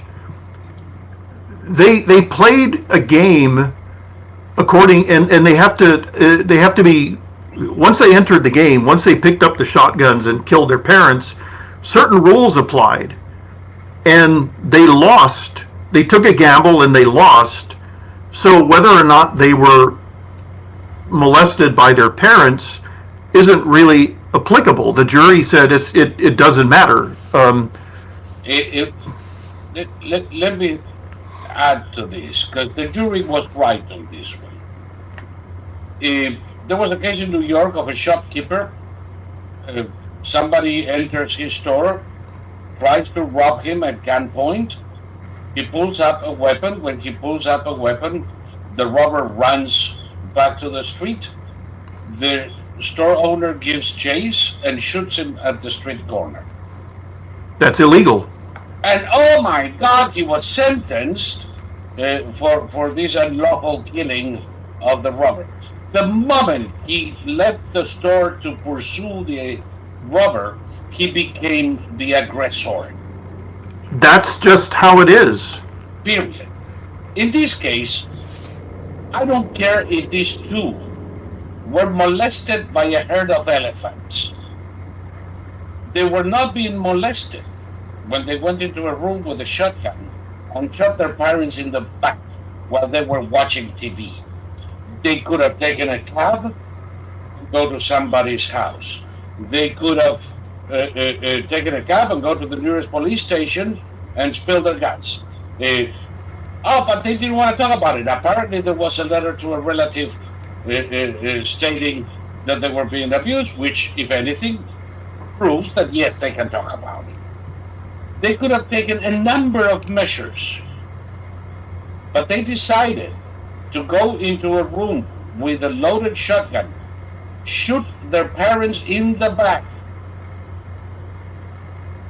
and then proceed to spend their money in celebration, because apparently they wanted to kill him so they could access a bank account. Well, also one of them reloaded the shotgun and shot his mother again. Yes, it's like Lizzie Borden took an axe, gave her father 40 whacks. When But she see- saw what she had done, gave her mother 40 more. 41. 41. Yeah, yeah. Yeah, No, variations on the theme. well, see, Americans are dumb because they watch a movie or a TV show and then they think that's reality. The same thing happened. We talked about it before. The Birdman of Alcatraz. Yes. It was made into a movie starring Burt Lancaster, who was a famous leftist. Yes. And they started the letters flooding in, the telegrams. Release this poor man. He's served enough time. He was a child molester. They left that out of the movie. Now we have law enforcement by Netflix. Exactly. This is the decay of a society to its lowest common denominator. One of the factors that got us to close down our mental institutions and open up community health centers that were never built was Yes. One Flew Over the Cuckoo's Nest, the Ken Kesey novel. Don't take credit away from Geraldo Rivera, the asshole. And Geraldo Rivera. Yeah, because between those two things combined did it. Yeah. And the funny thing is that the place that Geraldo made a fuss about, it wasn't for loonies. It was like a big hostel for kids with some form of retardation that were not wanted in their homes. So the alternative was the streets. And because the state wasn't putting the money needed to run it, something that was built for 2,000 kids had 4,500. And they were, oh my God, cots in the hallways. Oh, sure, because the streets in New York in winter are better than that cot in the hallway. These people that use emotional arguments have always fucked us. Yeah. No, I mean, it's absolutely true. And, the list goes on and on. We were talking about the Kennedy assassination. A huge number of Americans got their information on the Kennedy assassination from the movie JFK by Oliver Stone, directed by Oliver Stone. Yeah, and that movie, what I was talking about earlier. Yeah, and that movie is fraudulent.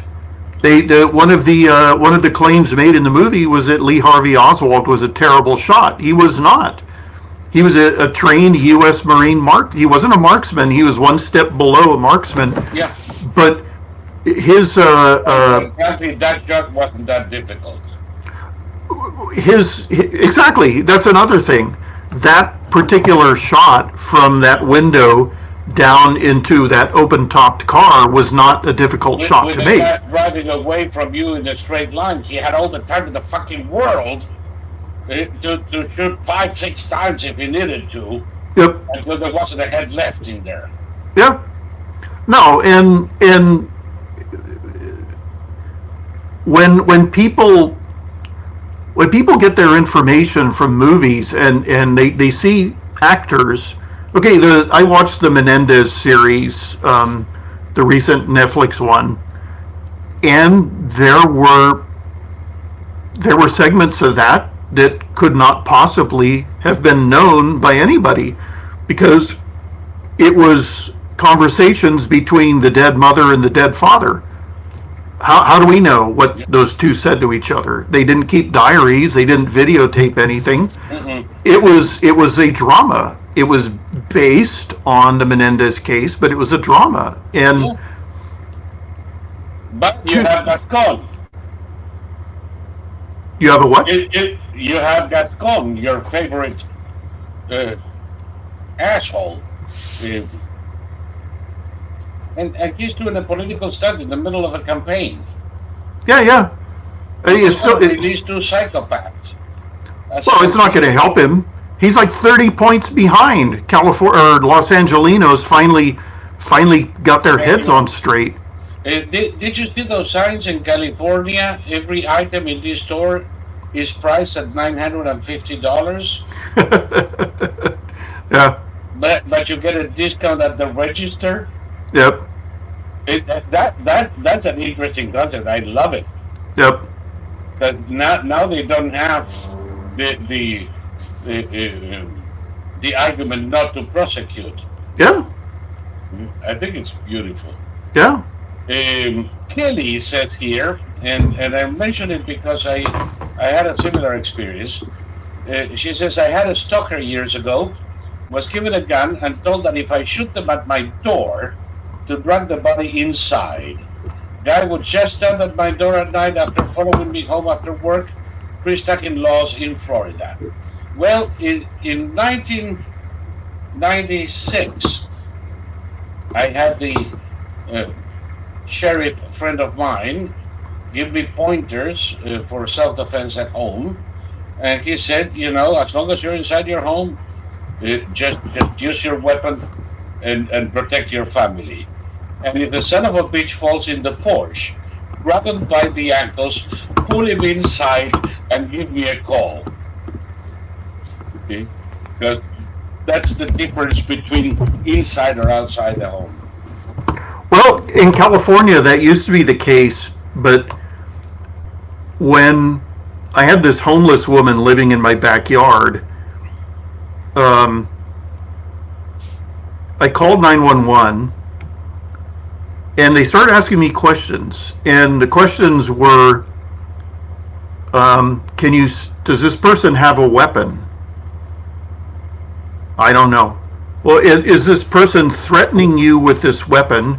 Do you feel threatened? They had a whole list of prerequisites that if I had shot her and I had said I didn't see a weapon, or okay, let's say she's carrying a knife. Did she threaten you with a knife? No. Oh, you're going to jail. Sorry. Oh, no. Yes, she did. I was fearing for my life. That's what this this sergeant took me aside and he said, you feel threatened, right? I said, yeah. He said, oh, good. And then they carted her off. But this isn't policing. This is this is rule of the animals among us. I mean, because this woman, the cops were familiar with her. She lived in a dumpster down the street. Somebody fed her, and her favorite food was those little packets of ketchup on Ritz crackers. She was massively overweight, so she was eating a lot of Ritz crackers and ketchup. And it's like, okay, what is humane about allowing this person to run around out here living in a dumpster? No. What is humane about that? No. I had that argument in the early '80s at NYU, when I was complaining, if you will, about the crazies and the winos that were sleeping all over the sidewalk, that made it almost impossible to get into my building at night. And can't they be picked up and taken to a shelter? And my more liberal friends in school were accusing me of everything but being another Hitler, because they had rights. You cannot take them against their will. I said, what kind of will are we talking about? Are we talking about the freedom to die of exposure in the middle of the night? Every morning you saw the black vans from the morgue going around the neighborhood between City Hall and Little Italy, where I lived, picking up the corpses in the alleys. Yeah. Bring out your dead. Literally. Bring out your dead. Yep. Literally, and it was every freaking morning when I went to a party or something, and there were more than one party around. The biggest punk rock club was around the corner from my street, and I used to go there to see the police and others. And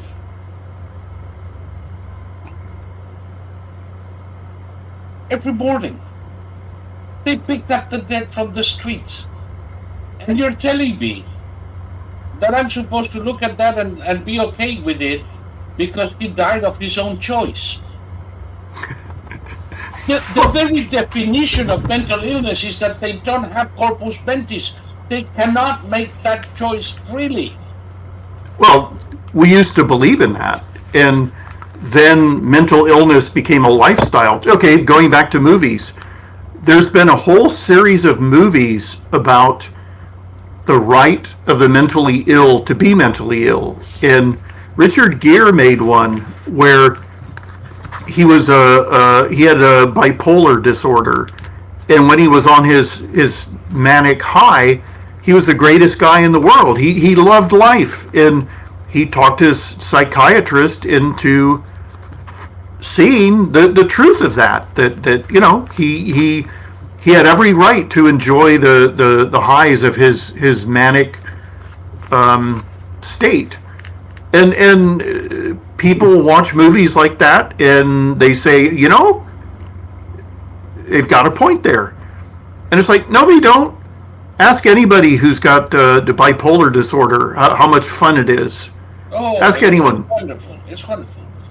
Particularly when they crash down. Yeah. Oh, I mean, it's so great to see your 46-year-old friend in fetal position sucking his fucking thumb.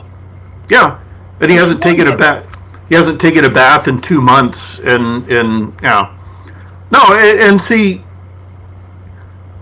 another aspect of all of this is the whole notion that we can't judge anybody. You know, I can't judge. No judgment. You can judge Republicans, but you can't judge anybody else for any reason. No. And if I say, hey, Thomas, you're feeling okay, it looks like you have a cold, that's not a judgment, you fucking imbeciles. Well, neither is saying this person with bipolar disorder needs help. You know, that's not a judgment. That's like, hey, he's got a cold. Can you get him a cup of tea or something? Same thing. I think we should reopen the state and federal mental institutions because we have a much greater knowledge of mental illness and we can treat them much more effectively. But we also need to make a law. If you get these block grants that are supposed to go to the hospitals, keeping them staffed and, you know, building new ones if necessary, anybody who diverts that money to somebody else has to be subjected to, you know, criminal law. They have to be prosecuted because these people are depending on the municipality or the state or the federal government to protect them. And so when you divert that money into the pockets of your donors, for example, that should be made a real crime, like an actual crime. The feds need to connect. If we're going to have the state and federal mental institutions again, there have to be some really major laws that crack down on the diversion of money and you know. But I mean, the last one like closed down so long ago that it was a different era. It was a completely different era. It was an era when Geraldo was young. Yeah, but you know, not everything changes. He was just as stupid as he is today. Oh yeah, no, there hasn't been any. Some things remain immovable. It's true. Like his imbecility. But yeah, we need those back. We need those back because, you know, some people cannot be treated in clinics. No. They need to be in observation. They have such clinics in some countries in Europe, and they work fairly all right. Nurse Hatchet is not only uncommon, but probably non-existent. Yeah, Casey took LSD every night when he went to work at the Veterans Administration Hospital. So everything he wrote was an LSD hallucination. So I don't know. I just the thing about Kesey was that uh, uh, he was a nihilist, and he wanted everything destroyed for his own amusement. And that's not somebody to honor and to look up to. It gets. I mean, when we were in Venezuela, we lived in a little island of peace and tranquility and law and order. But I saw nihilism. I saw levels of poverty that I couldn't believe. And there are many places on this earth where if you want to experience that, you can go there and experience it. Yep. So Ken Kesey was rich and he was safe, and he had the he had the good fortune to be able to call for something that he knew would never happen. And if it did happen, it wouldn't impact him personally. I mean, he hung out with the Hells Angels, for Christ's sake. Well, that's probably one of the safest things you can do in California today. Not back then, but today things change. True. If you become buddies with the Hells Angels, they'll crack the heads open of anybody who gives you any problems. But yes, which is something most Californians would welcome today. We had a Hells Angels club on Park Avenue between 97th and 98th Street. That is hilarious. Yeah, and that is an area where the tracks that come out of Grand Central Station are already on the surface. So it was a series of buildings in front of a big wall with a railroad, and on the other side was East Harlem. And if you left from this place going north, the first neighborhood you hit was Hell's Gate. Mm-hmm. Trust me, it felt like it. I ended up getting a PO box in Yorkville because I didn't want to go pick up my certified mail in fucking Hell's Gate again. It was harrowing. Except that I would go by the Hells Angels thing every morning and just greet the guys. Mm. Hey, they were working, sitting down outside, working on the motorcycle, probably planning some misdeed. But I would walk and say, hey guys, good morning, everything okay? You need a beer? Pretty soon, I was kind of like their mascot in their neighborhood. Mm-hmm. When they saw me walking towards Hell's Gate, there'll be a couple of them walking by, making sure that I didn't run into any problems. They were fairly loyal assholes, Oh yeah. No, I mean they really were. and never more than a hello, goodbye. But one day I had a longer conversation with one of them, and he kind of praised me because I was the only neighbor who actually talked to them. Mm-hmm. And they kind of liked that. Mm-hmm. Figures you can still catch more flies with honey, Yeah, no, I mean, I'm sitting here listening to music from my new neighbor, and I'm not going to go over there and scream at them to turn down their music, because the type of person who's playing music that loud this late at night, they're not going to go, oh, I didn't even think about that. Sorry, I'll turn it right down. They're not going to do that. That's just like, he's going to invite me to come do a drive-by or whatever. Just looking at him, it's just like, okay, lost cause. But you know, as much as I despise living in this state, I never take it out on people. My car just died on me. I was driving it, and the check engine light came on, and it went, and it just felt really, really weird. So I managed to get it home. I had it towed to the dealership. Intake manifold needs to be replaced. Guess how much that's going to cost? Intake manifold? Oh, it's going to cost you at least $5,000. Actually, no, 3,200. Yeah. Okay, so your car is not that new. No, it's very old. That's why. It's 1999. In new cars, you have to practically take the whole thing apart. Well, see, this guy, he called me up to tell me. He was like waiting for me to start screaming at him. But I laughed and I said, sure, go ahead. You know, I mean, So I can. The alternative is to spend $30,000 in a new old car. Well, also, I mean, I have 5 credit cards, and you know, I pay them off. I have 5 credit cards for just this very reason.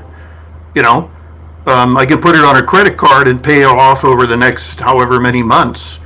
But you know, it's that feeling when the check engine light goes on and your car starts going really slow, and you know. Well, that is because your car has already a system to put it in emergency mode. Exactly. There is no need for that. Yeah. And then, of true. course, you have to limp at 20 miles an hour until you get home. It's actually called limp mode. Right. But there is no reason for that. Nope. The intake manifold, you should be able to drive that car for quite a while before you had to stop. Yeah. So, you know, I hate, you know, we're not content with the nanny state. Now we want the nanny car. Oh, that reminds me. California is going to take AM radio out of cars. So, Why? I don't know. What the fuck is the problem with that? I don't know. So the new cars are going to be electric, and they're not going to have AM radio. What the fuck is that? I mean,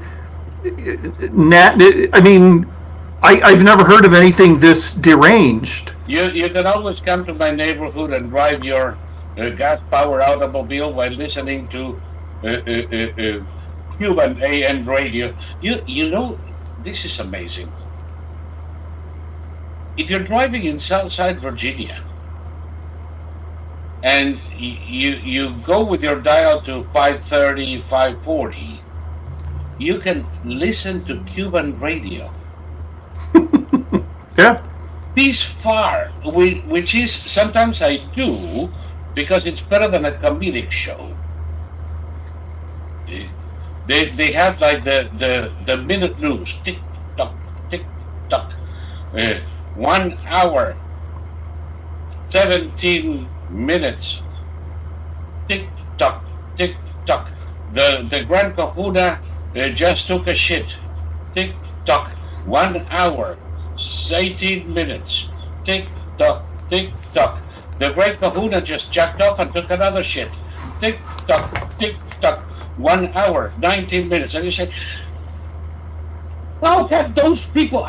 It's not enough that they have nothing to eat, they have no medicine, they have no transportation, they have nothing. They have to listen to that shit all day.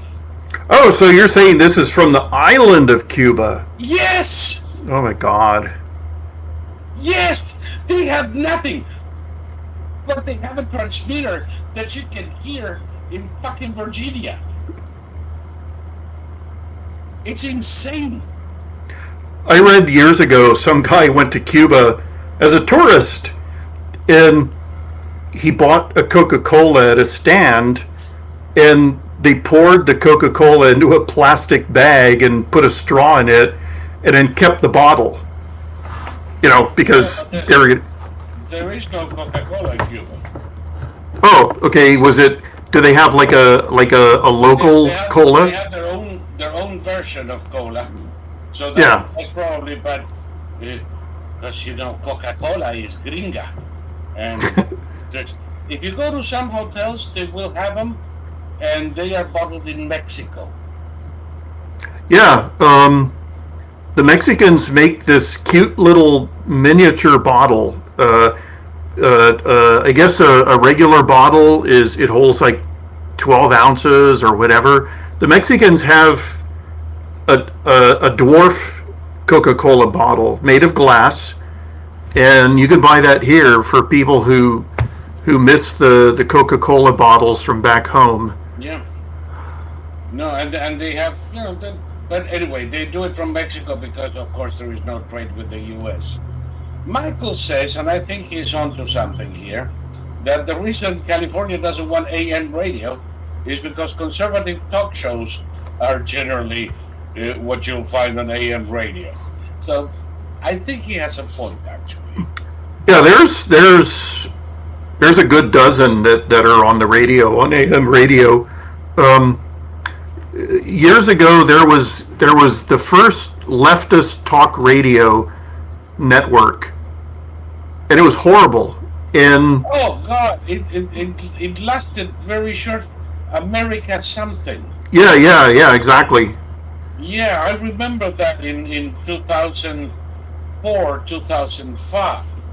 They wanted to compete with conservative talk radio, and they flopped miserable, but they were impossible to put up with. Well, see, this is what leftists don't understand. With the exception of Sean Hannity, and even Sean Hannity, almost, okay, you were talking about listening to Cuban radio in the middle of Virginia. I've driven all the way across the country, coast to coast, 3 times, and 3 times and back, so 6 times. And out in the middle of the Midwest, I would listen to this guy, this was years ago, named Glenn Beck. I had no idea who Glenn Beck was. And he was funny. He was conservative. He was funny. Funny as hell, yes. Rush Limbaugh was funny. Absolutely. There's a guy in Las Vegas, Wayne Allen Root. Wayne Allen Root is funny. There's a guy in San Francisco, Michael Savage. Michael Savage is funny. Most of the time, he's the least funny of them all. He's the least funny. But still, he has a sense of humor.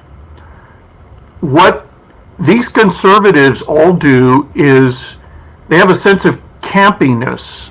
They are serious, but they present it in a slightly over-the-top way, a slightly self-mocking way. Even Sean Hannity. Sean Hannity is the most humorless of all of them, but Glenn Beck in those days used to, because eventually he kind of lost it. He did. But in those days, he used to define himself as a dog and pony show. Exactly. Rush Limbaugh used to start every day, from his golden microphone at IOD, having more fun than a man is supposed to have in God's green earth. Yep. Or something to that effect. And then he proceeded to make fun of liberals, make fun of himself, make fun of his audience.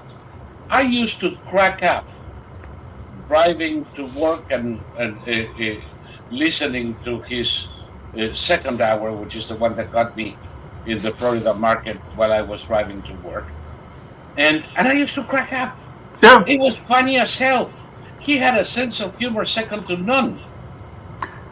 And the guys in Air America were so fucking uptight. Yeah, so fucking full of themselves. They were unbearable. They had this one woman named Stephanie Miller. Stephanie Miller is a remarkable person because she's failed in every field she's ever been in. She's failed in acting. She's failed in talk radio. She failed in a TV talk show. And she's the beginning of her total downfall was when she came out as a lesbian. Nobody cared. It's like, okay, wonderful. How brave of you in this day. Yeah, exactly.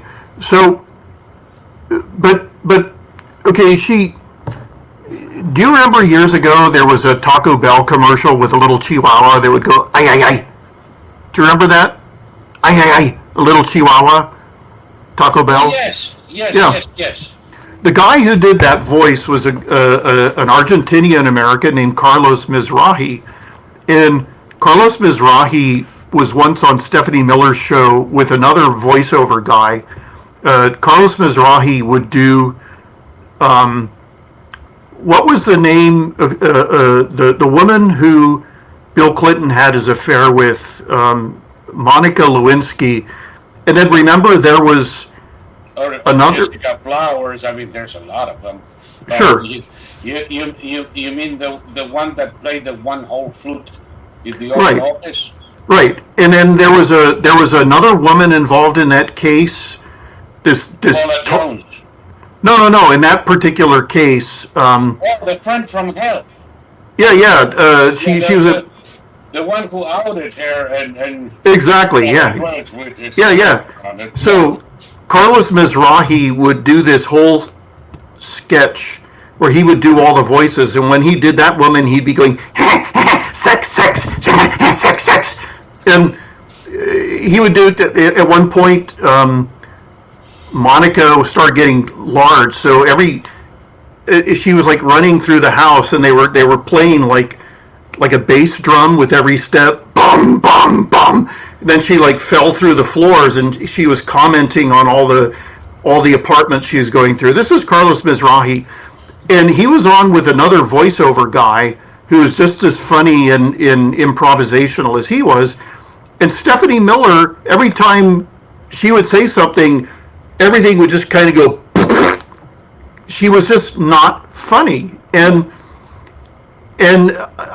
she was angry and unimaginative. And when she got that show on Air America, I once went out for a walk in this park, and I saw Stephanie Miller and her producer walking, and I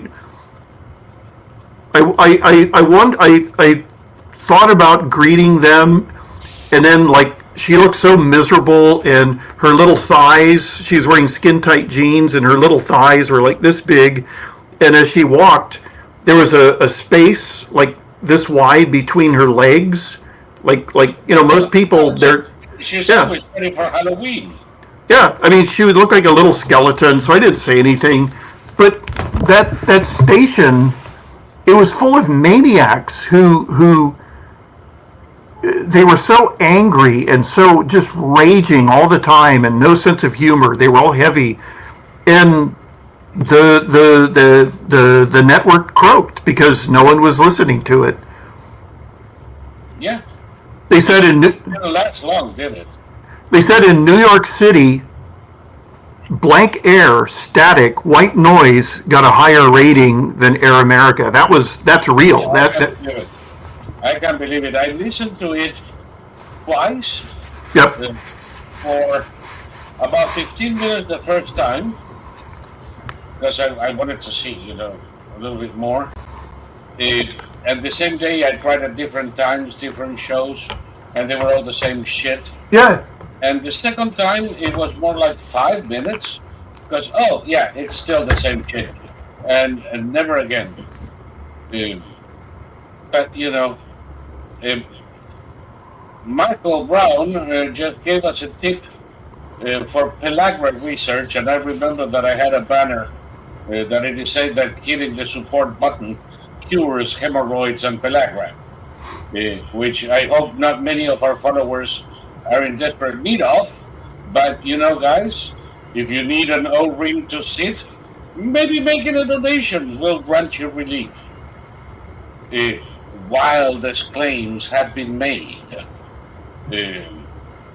Mike Malloy did Air America, right? What a goblin. Yes, he did. And yes, he was a goblin.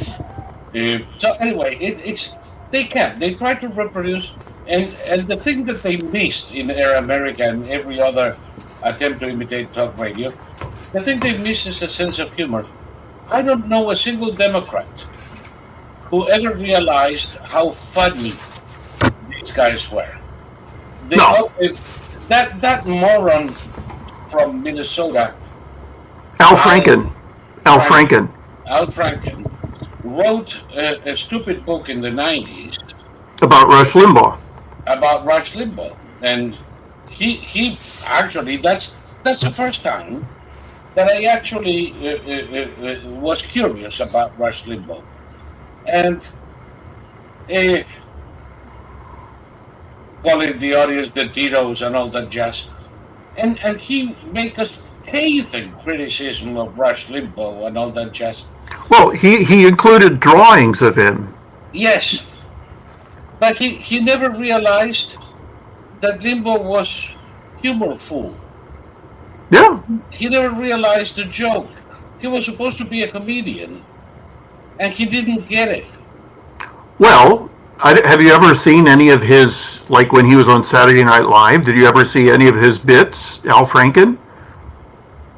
I don't have memory of any. The only thing that I remember of that idiot is being in bed with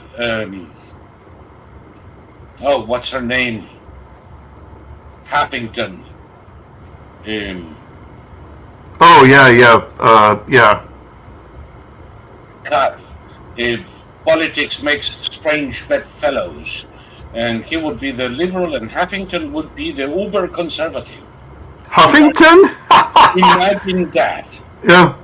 And they would have their discussion in bed about, yes, Arianna Huffington. And Arianna Huffington in those days was quite a bit younger than she is. She had a strong Greek accent. And the only reason she was there is because she married rich, and her husband paid for all of this shit. And well, Huffington got famous for writing a brilliant biography of Pablo Picasso, which she plagiarized 100%. Yep, and she was never particularly intelligent, but these two were anything but funny. No, they were not funny in the slightest.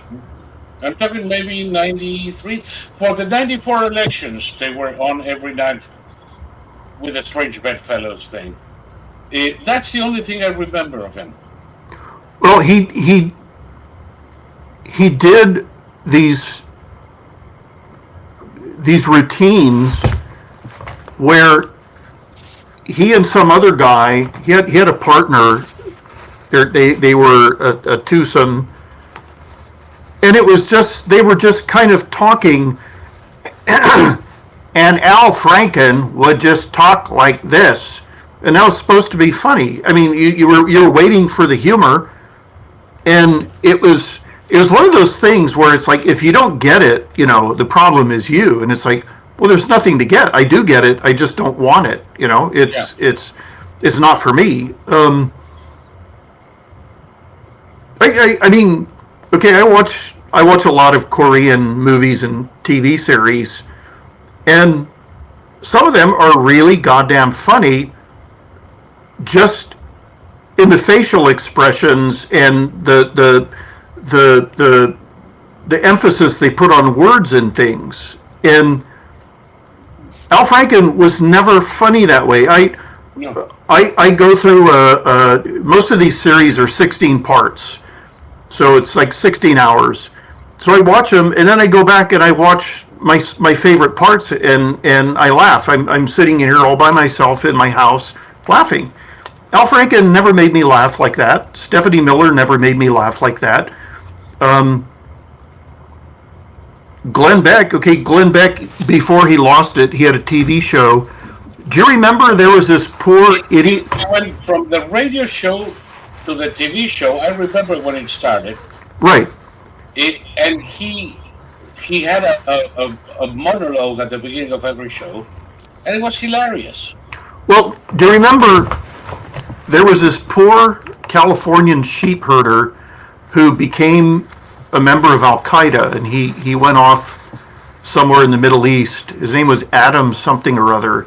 Adam Gadan.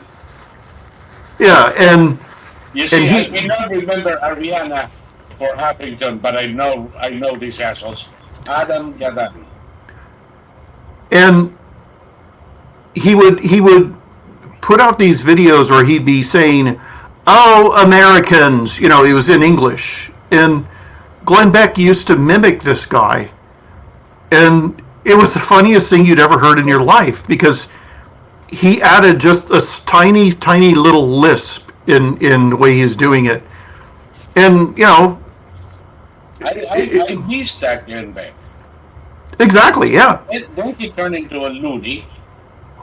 He started, with a mystical mystery tour of history, yeah, and it really got so dense that it's like, okay, the old one is not coming back, and I forgot about him. But I still miss the original. Well, see, everything went to his head, and this is what's so remarkable about Trump, is that nothing goes to Trump's head. I mean, it's just like the poem you read, the Kipling poem you read at the beginning of the show. He walks with kings. Exactly. And he doesn't lose the common touch. Exactly. And he can be the part that you're talking about is if you can talk with crowds and keep your virtue. Yeah. Or what with kings nor lose the common touch. Yeah. If neither friends nor foes can hurt you, nor loving friends can hurt you. That I can see Trump in it. Mm-hmm. He's adored by crowds, but he doesn't buy it. Well, this is the thing. He doesn't change, and he's always himself. He doesn't go out and shoot pheasants.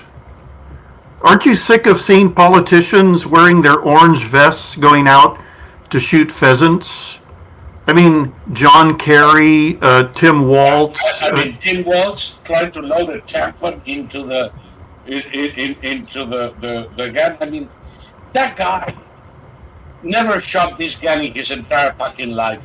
He couldn't figure out how to load a shell. Yeah, it was a double-barreled shotgun. I mean, it's like, what the fuck? And it's very easy to load. You can do it without looking at the gun. Yeah, it's a tube. You put the shell into the tube, and then you and press with your thumb. Yeah.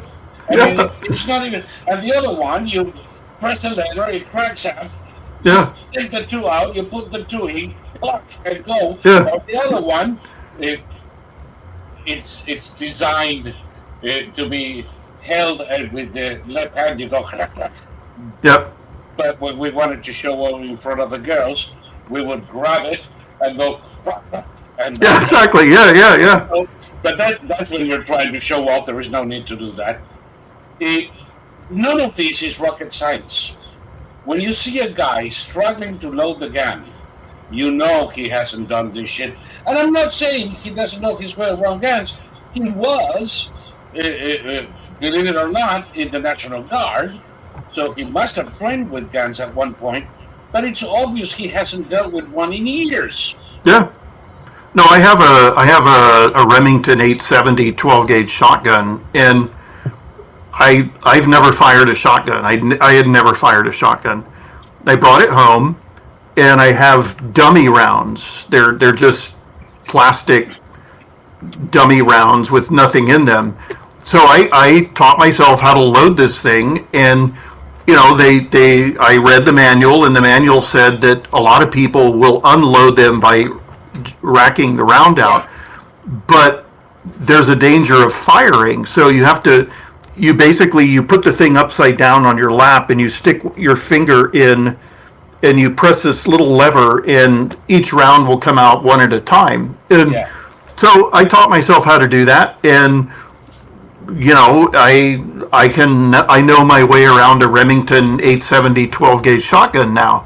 You would think that if Tim Waltz is going to go out and do this for the cameras, he would have a little run through on a little dry run on his shotgun. At the very least, by the way, Kelly says here, shooting pheasant with a double barrel shotgun. Is there anything left of the bird?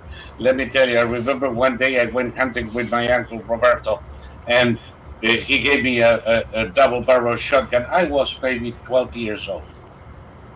And we weren't hunting pheasant, we were hunting quail. Holy shit. So basically you found the feet and you found the head and nothing else. No. I found the bird. And my Aunt Elsa cooked the bird, and I spent all dinner spitting munitions. Yeah, exactly. Yeah. They were like 5 pellets, 4 or 5 pellets per bite. Yeah. So don't hunt small birds with a double barrel shotguns, because you're gonna be spitting pellets all evening.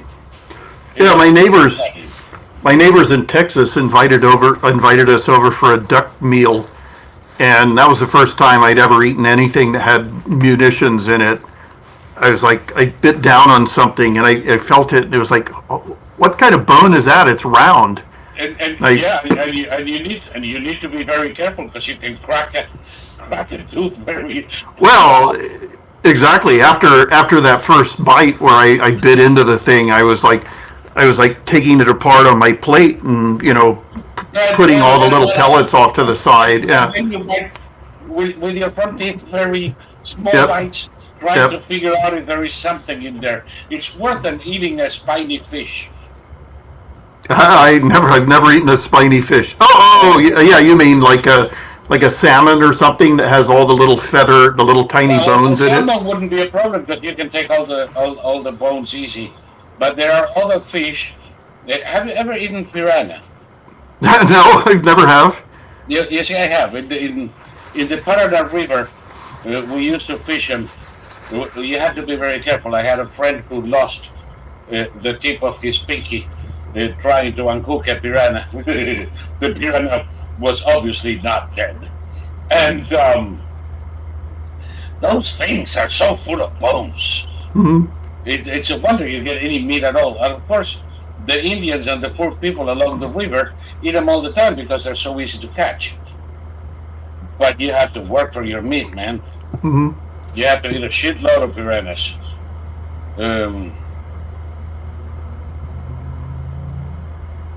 Big dog, small toddler. Kelly remembers sitting on top of a duck my dad shot. I may have been 2 years old. Well, that's good memory. But, come to think of it, I don't have a full memory of when I was 2 years old. But I do have, like, flashes. Specific images, moments that come up every now and then. Not a coherent full memory, but something that happened that I still remember, even though I must have been 2 years old at the time. My father in Venezuela, when I was 2, he got a deal on dark green paint. So he made a bunch of outdoor furniture, and he was painting it dark green. And that's a perfect color for outdoor furniture. yeah, and I think he went inside, and so my 2 brothers started painting me green with green enamel. They painted my head, they painted my face. They didn't paint my eyes. They painted my whole body. So Thomas the leprechaun.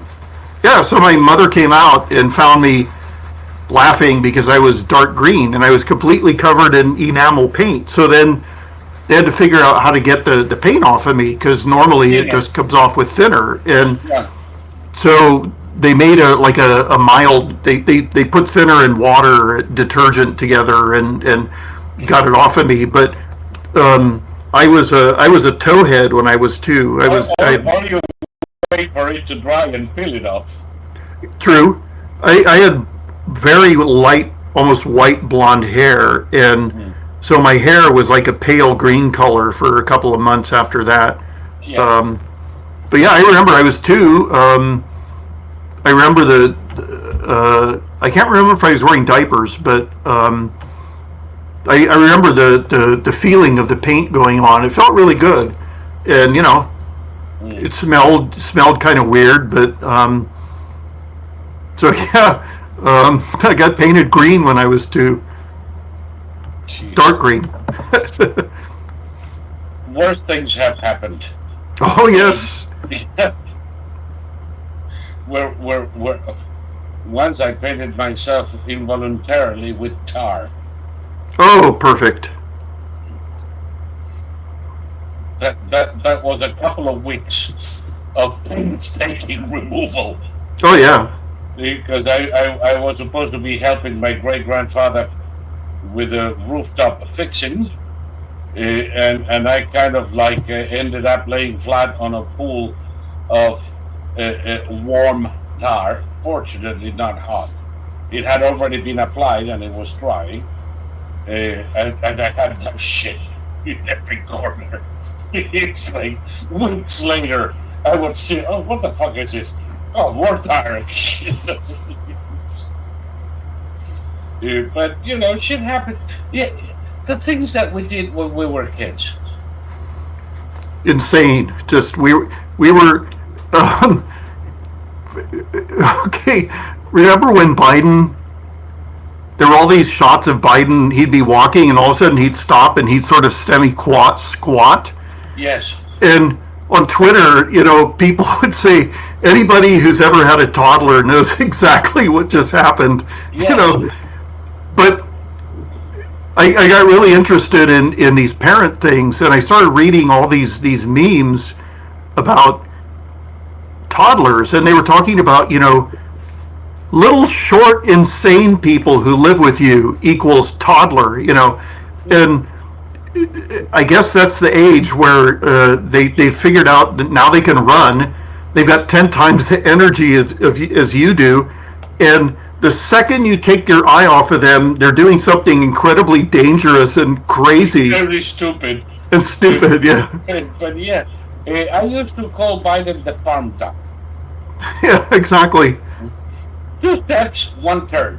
2 steps, 1 turn. Every 2 steps, he had to squat and take a shit. And he was always so proud of it. It's almost over. It's almost over, yeah. Almost over. When he was proclaimed the President of the United States, or rather formally elected, oh my God, that was... It's gonna be 4 years in 2 months. Yeah. And 5 days. And it's like, holy shit. It's almost over. We made it. Yeah. We made it. We can pat ourselves in the back. And you made it. You've come a long way, honey. This is better than Virginia Slims. Well, I remember being shocked when Obama chose him, and they were all saying he chose Joe Biden to add gravitas to his campaign. And I thought, that's not what I said. Joe Biden? Gravitas? Oh, I said he picked Joe Biden because he's the only asshole with no constituency in the Democratic Party who never got more than 1% in the 4 times he tried to run for president. Yep. And who will not be able to cast the shade over Yep. Obama. Obama is guaranteed to look like the intelligent one in this non-dynamic duo forever because he put the idiot next to him who cannot cast a shadow over him. That was the only reason.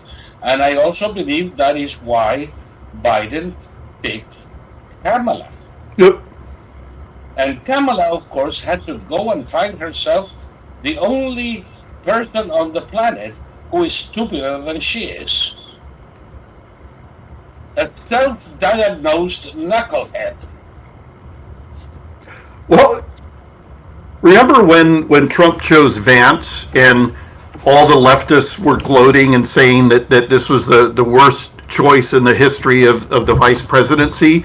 And then Vance went and he did 70 interviews where he absolutely shredded every single interviewer.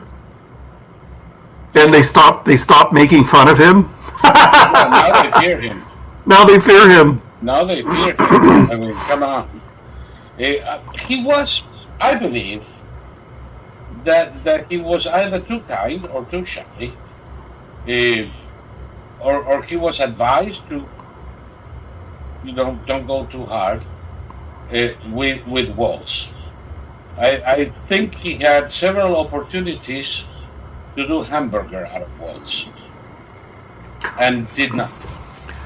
All Republicans should study the first Obama-Romney debate, because that is a masterclass in gutting someone without being cruel about it, without being ugly about it.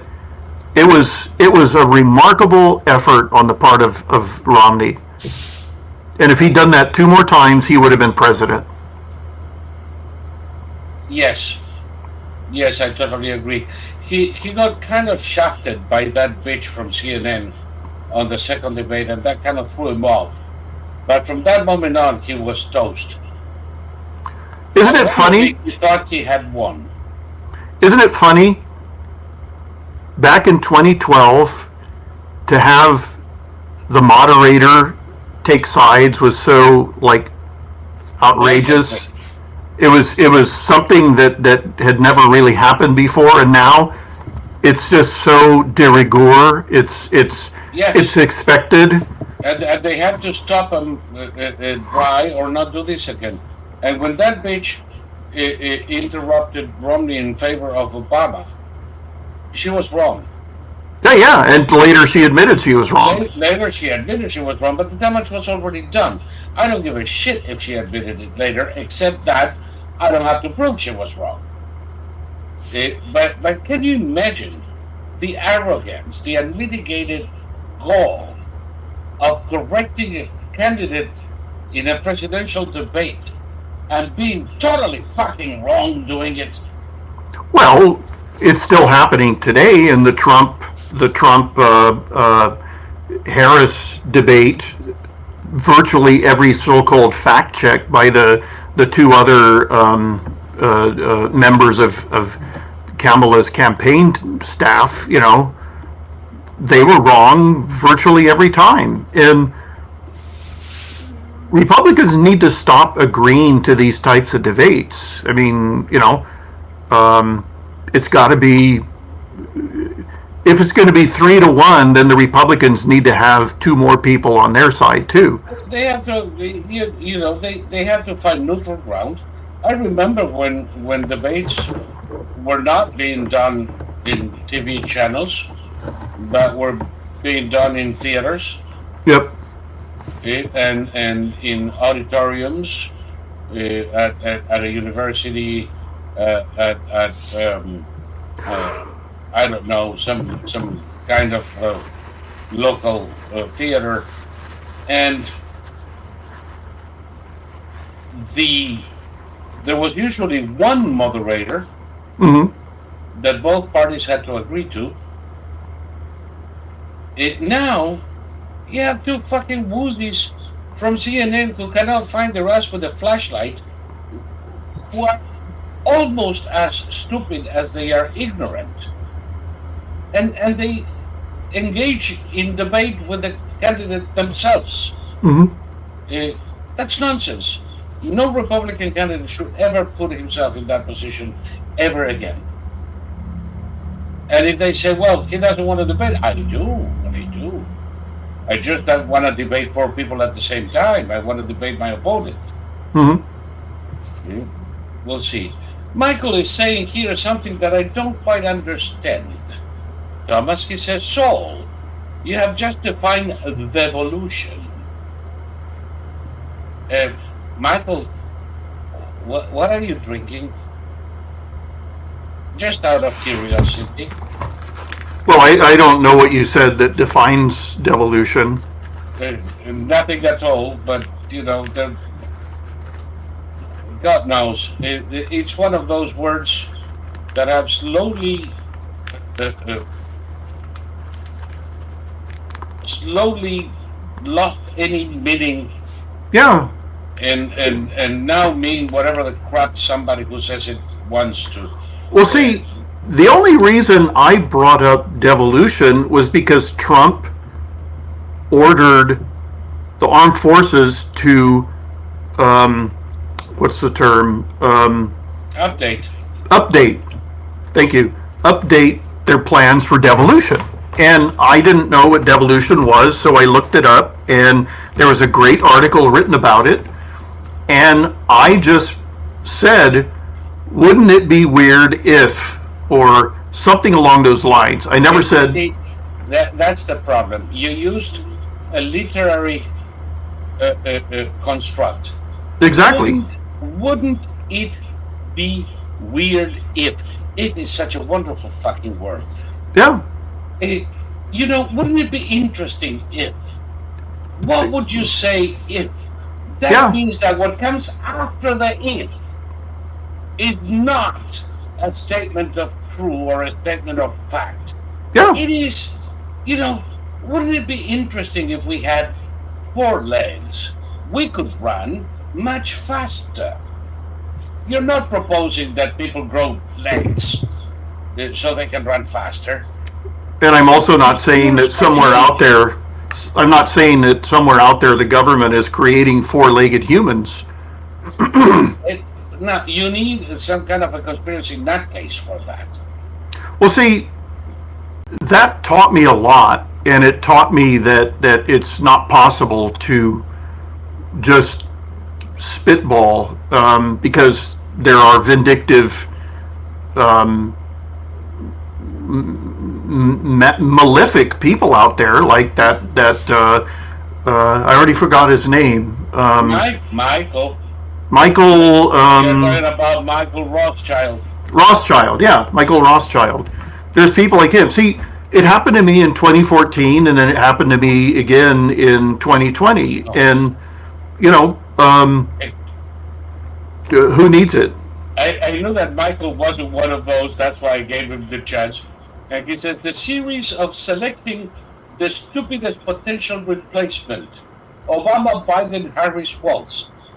Yes, but that is not devolution. That's involution. And you can quote me that the practice of selecting the stupidest person around to become your successor is a process of involution by means of which eventually we end up with an amoeba as president.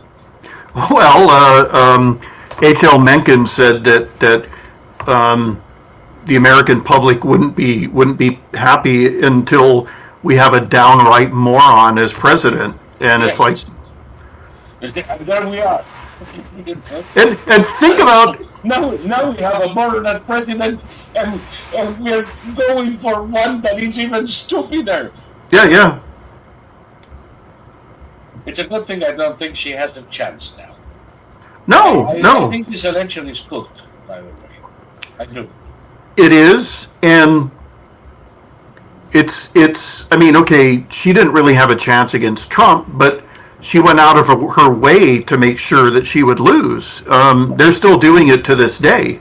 Yep. So, And another Beyonce event. By the way, have you noticed how her campaign events are multi-million-dollar productions with, for the most part, have the beans? Because frankly, Beyonce and Bruce Springsteen are way past their prime. oh, yeah, Springsteen. Oof. Springsteen, I saw a picture over there. He looks like an aging queen, if you know what I mean. He's a massively heavy drinker, and he's like 70 something. So once you reach that age, The state of decrepitude is scary. I mean, the guy is only 6 years older than me. Well, I'm sure he drinks like 10 times more than you. On weekdays, on weekends, it's like 100 times more than me.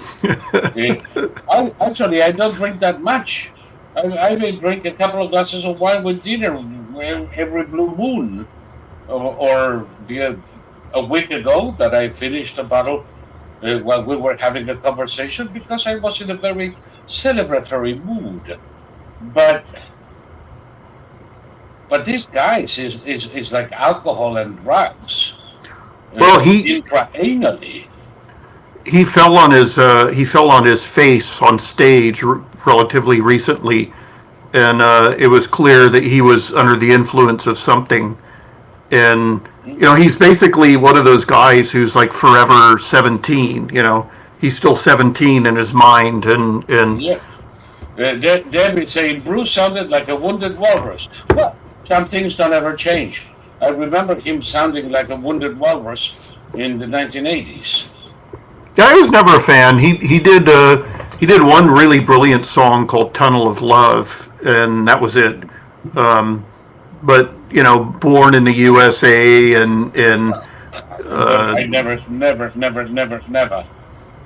could abide by that stupid song. I told guys in another show a couple of days ago, the only version that I like of that song is Cheech Marine's "Born in East LA."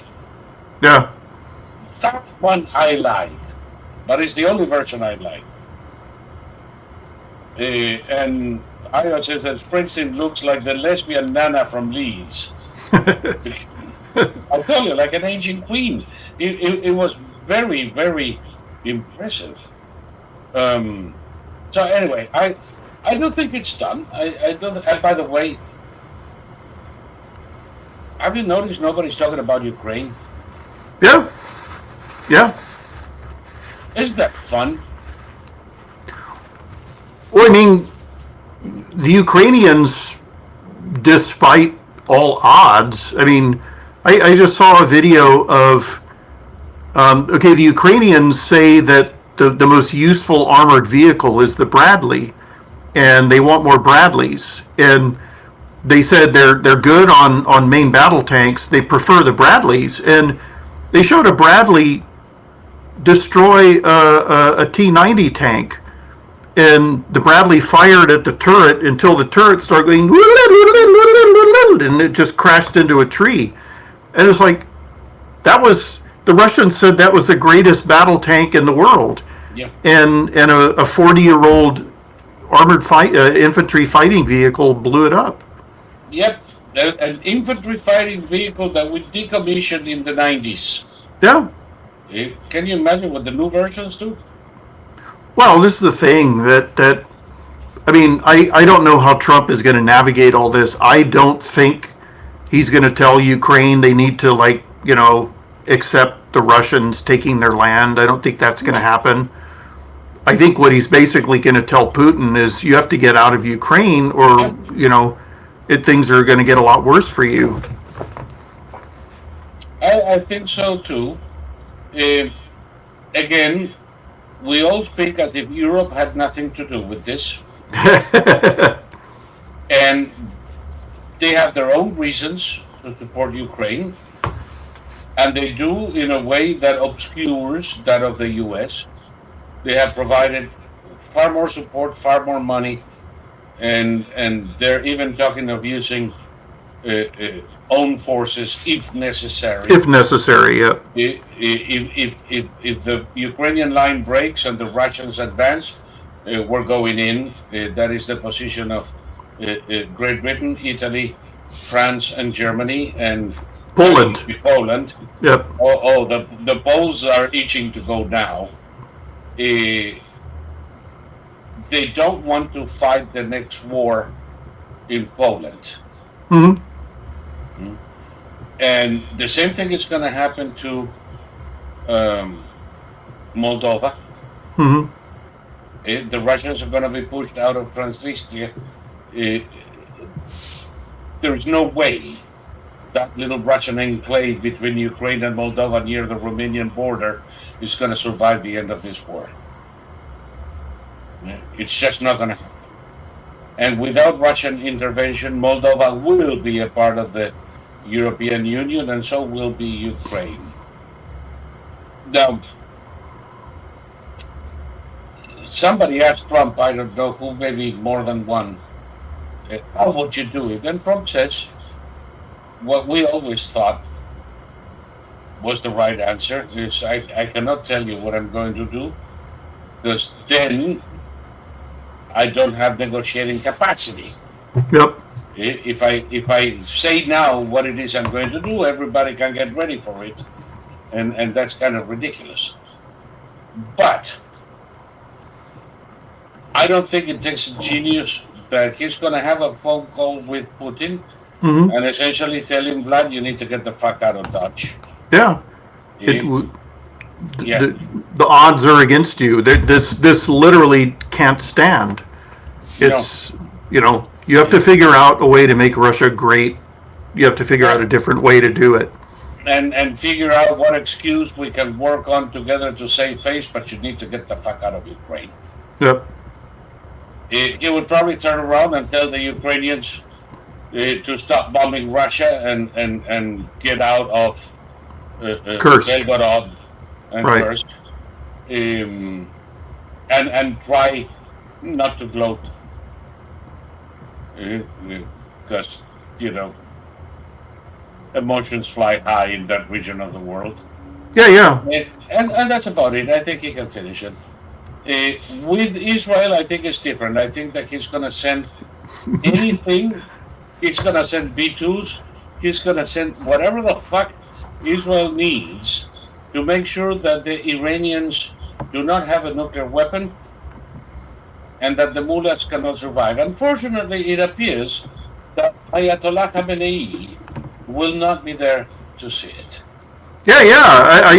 I recall he had prostate cancer like years ago. He's about to cheat the hangman. He's about to cheat the hangman. He may jolly well croak before this thing is resolved, which I do not appreciate. I wanted to, for the son of a bitch to end his days like Nasrallah or Safieddin, gasping for air for 3 days under a pile of rubble. Isn't that romantic? Minus the pile of rubble, he probably will end his days just like you described. Yes, considering the advances in medicine in Iran, they'll probably shove an elephant dick up his ass to relieve the pressure on his prostate. There is still time, yes, we still have time, but time is getting shorter and shorter and shorter and shorter, like Raskin's steak. That's about that now. I can still make you laugh, I see, every now and then. Bobby Time Blues, I suspect Tulsi would be disappointed after the first few months of the new Trump administration, and the Dems would laugh at her expense. I have no idea why. By the way, she actually officially became a Republican? Yeah. She's not sitting on the fence anymore? Yep. How much of this is sincere and how much of this is posturing?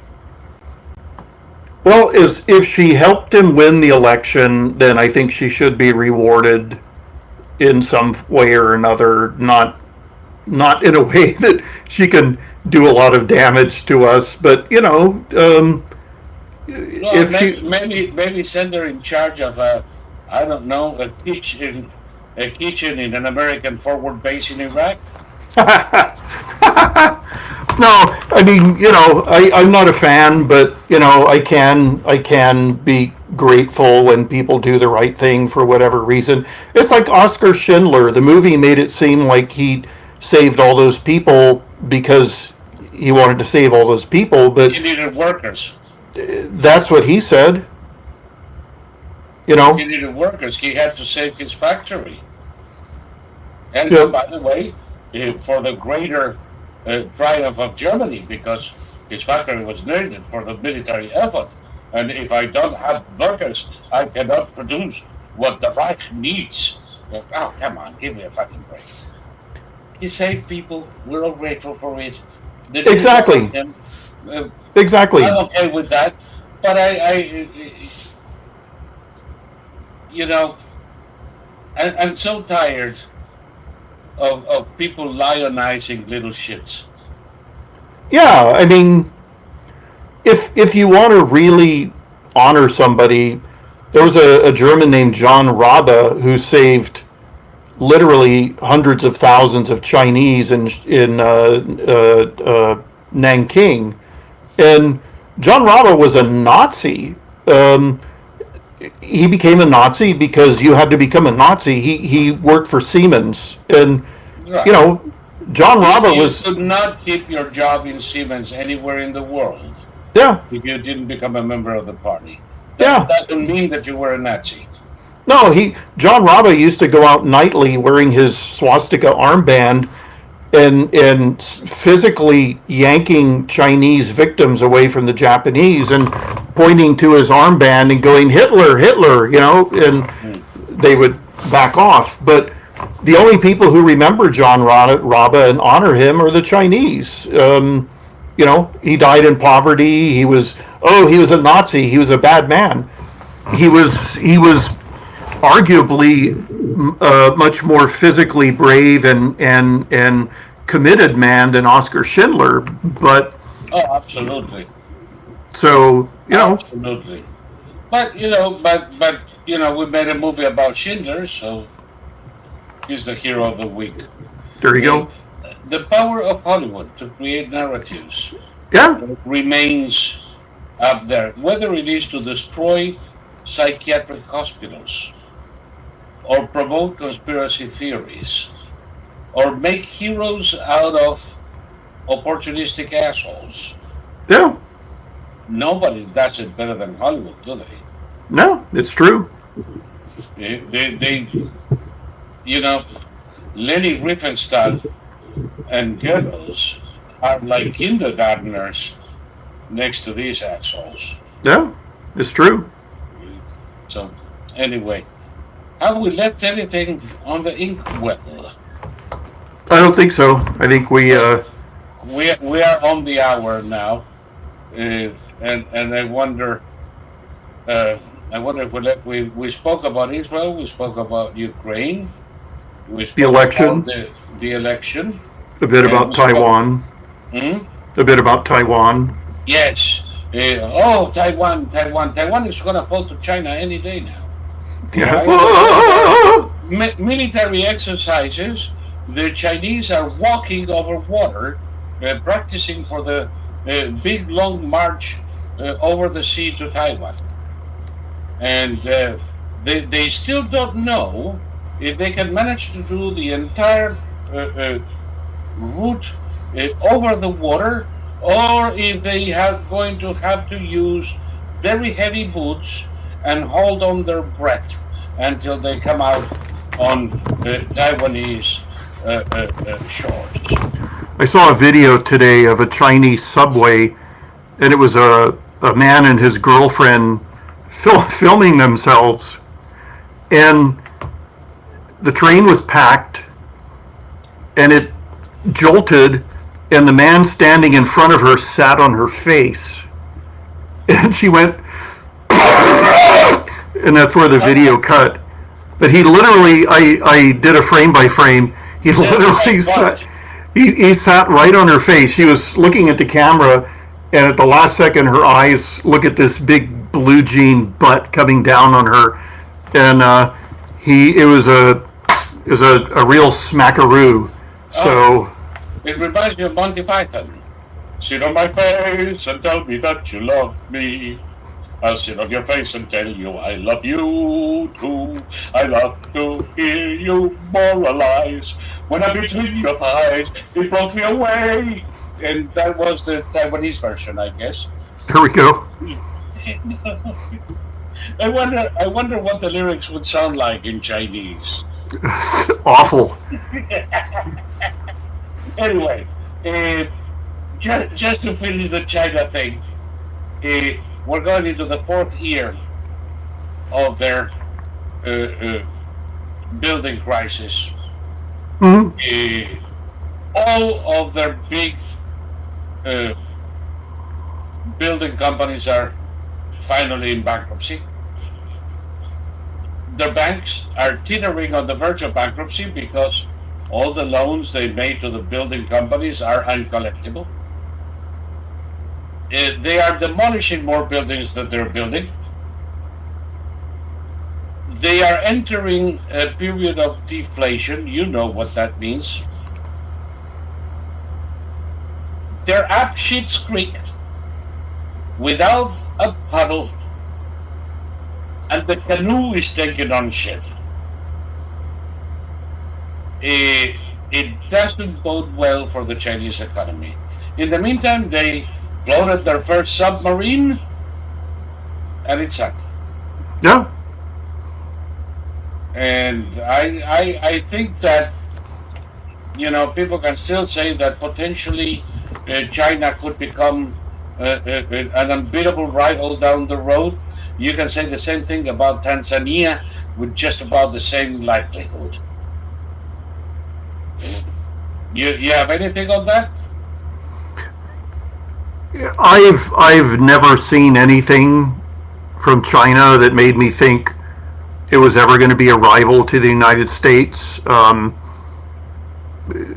Everything they were doing was fake. It was well. I mean, it was like when they had the Olympics there, and they literally built,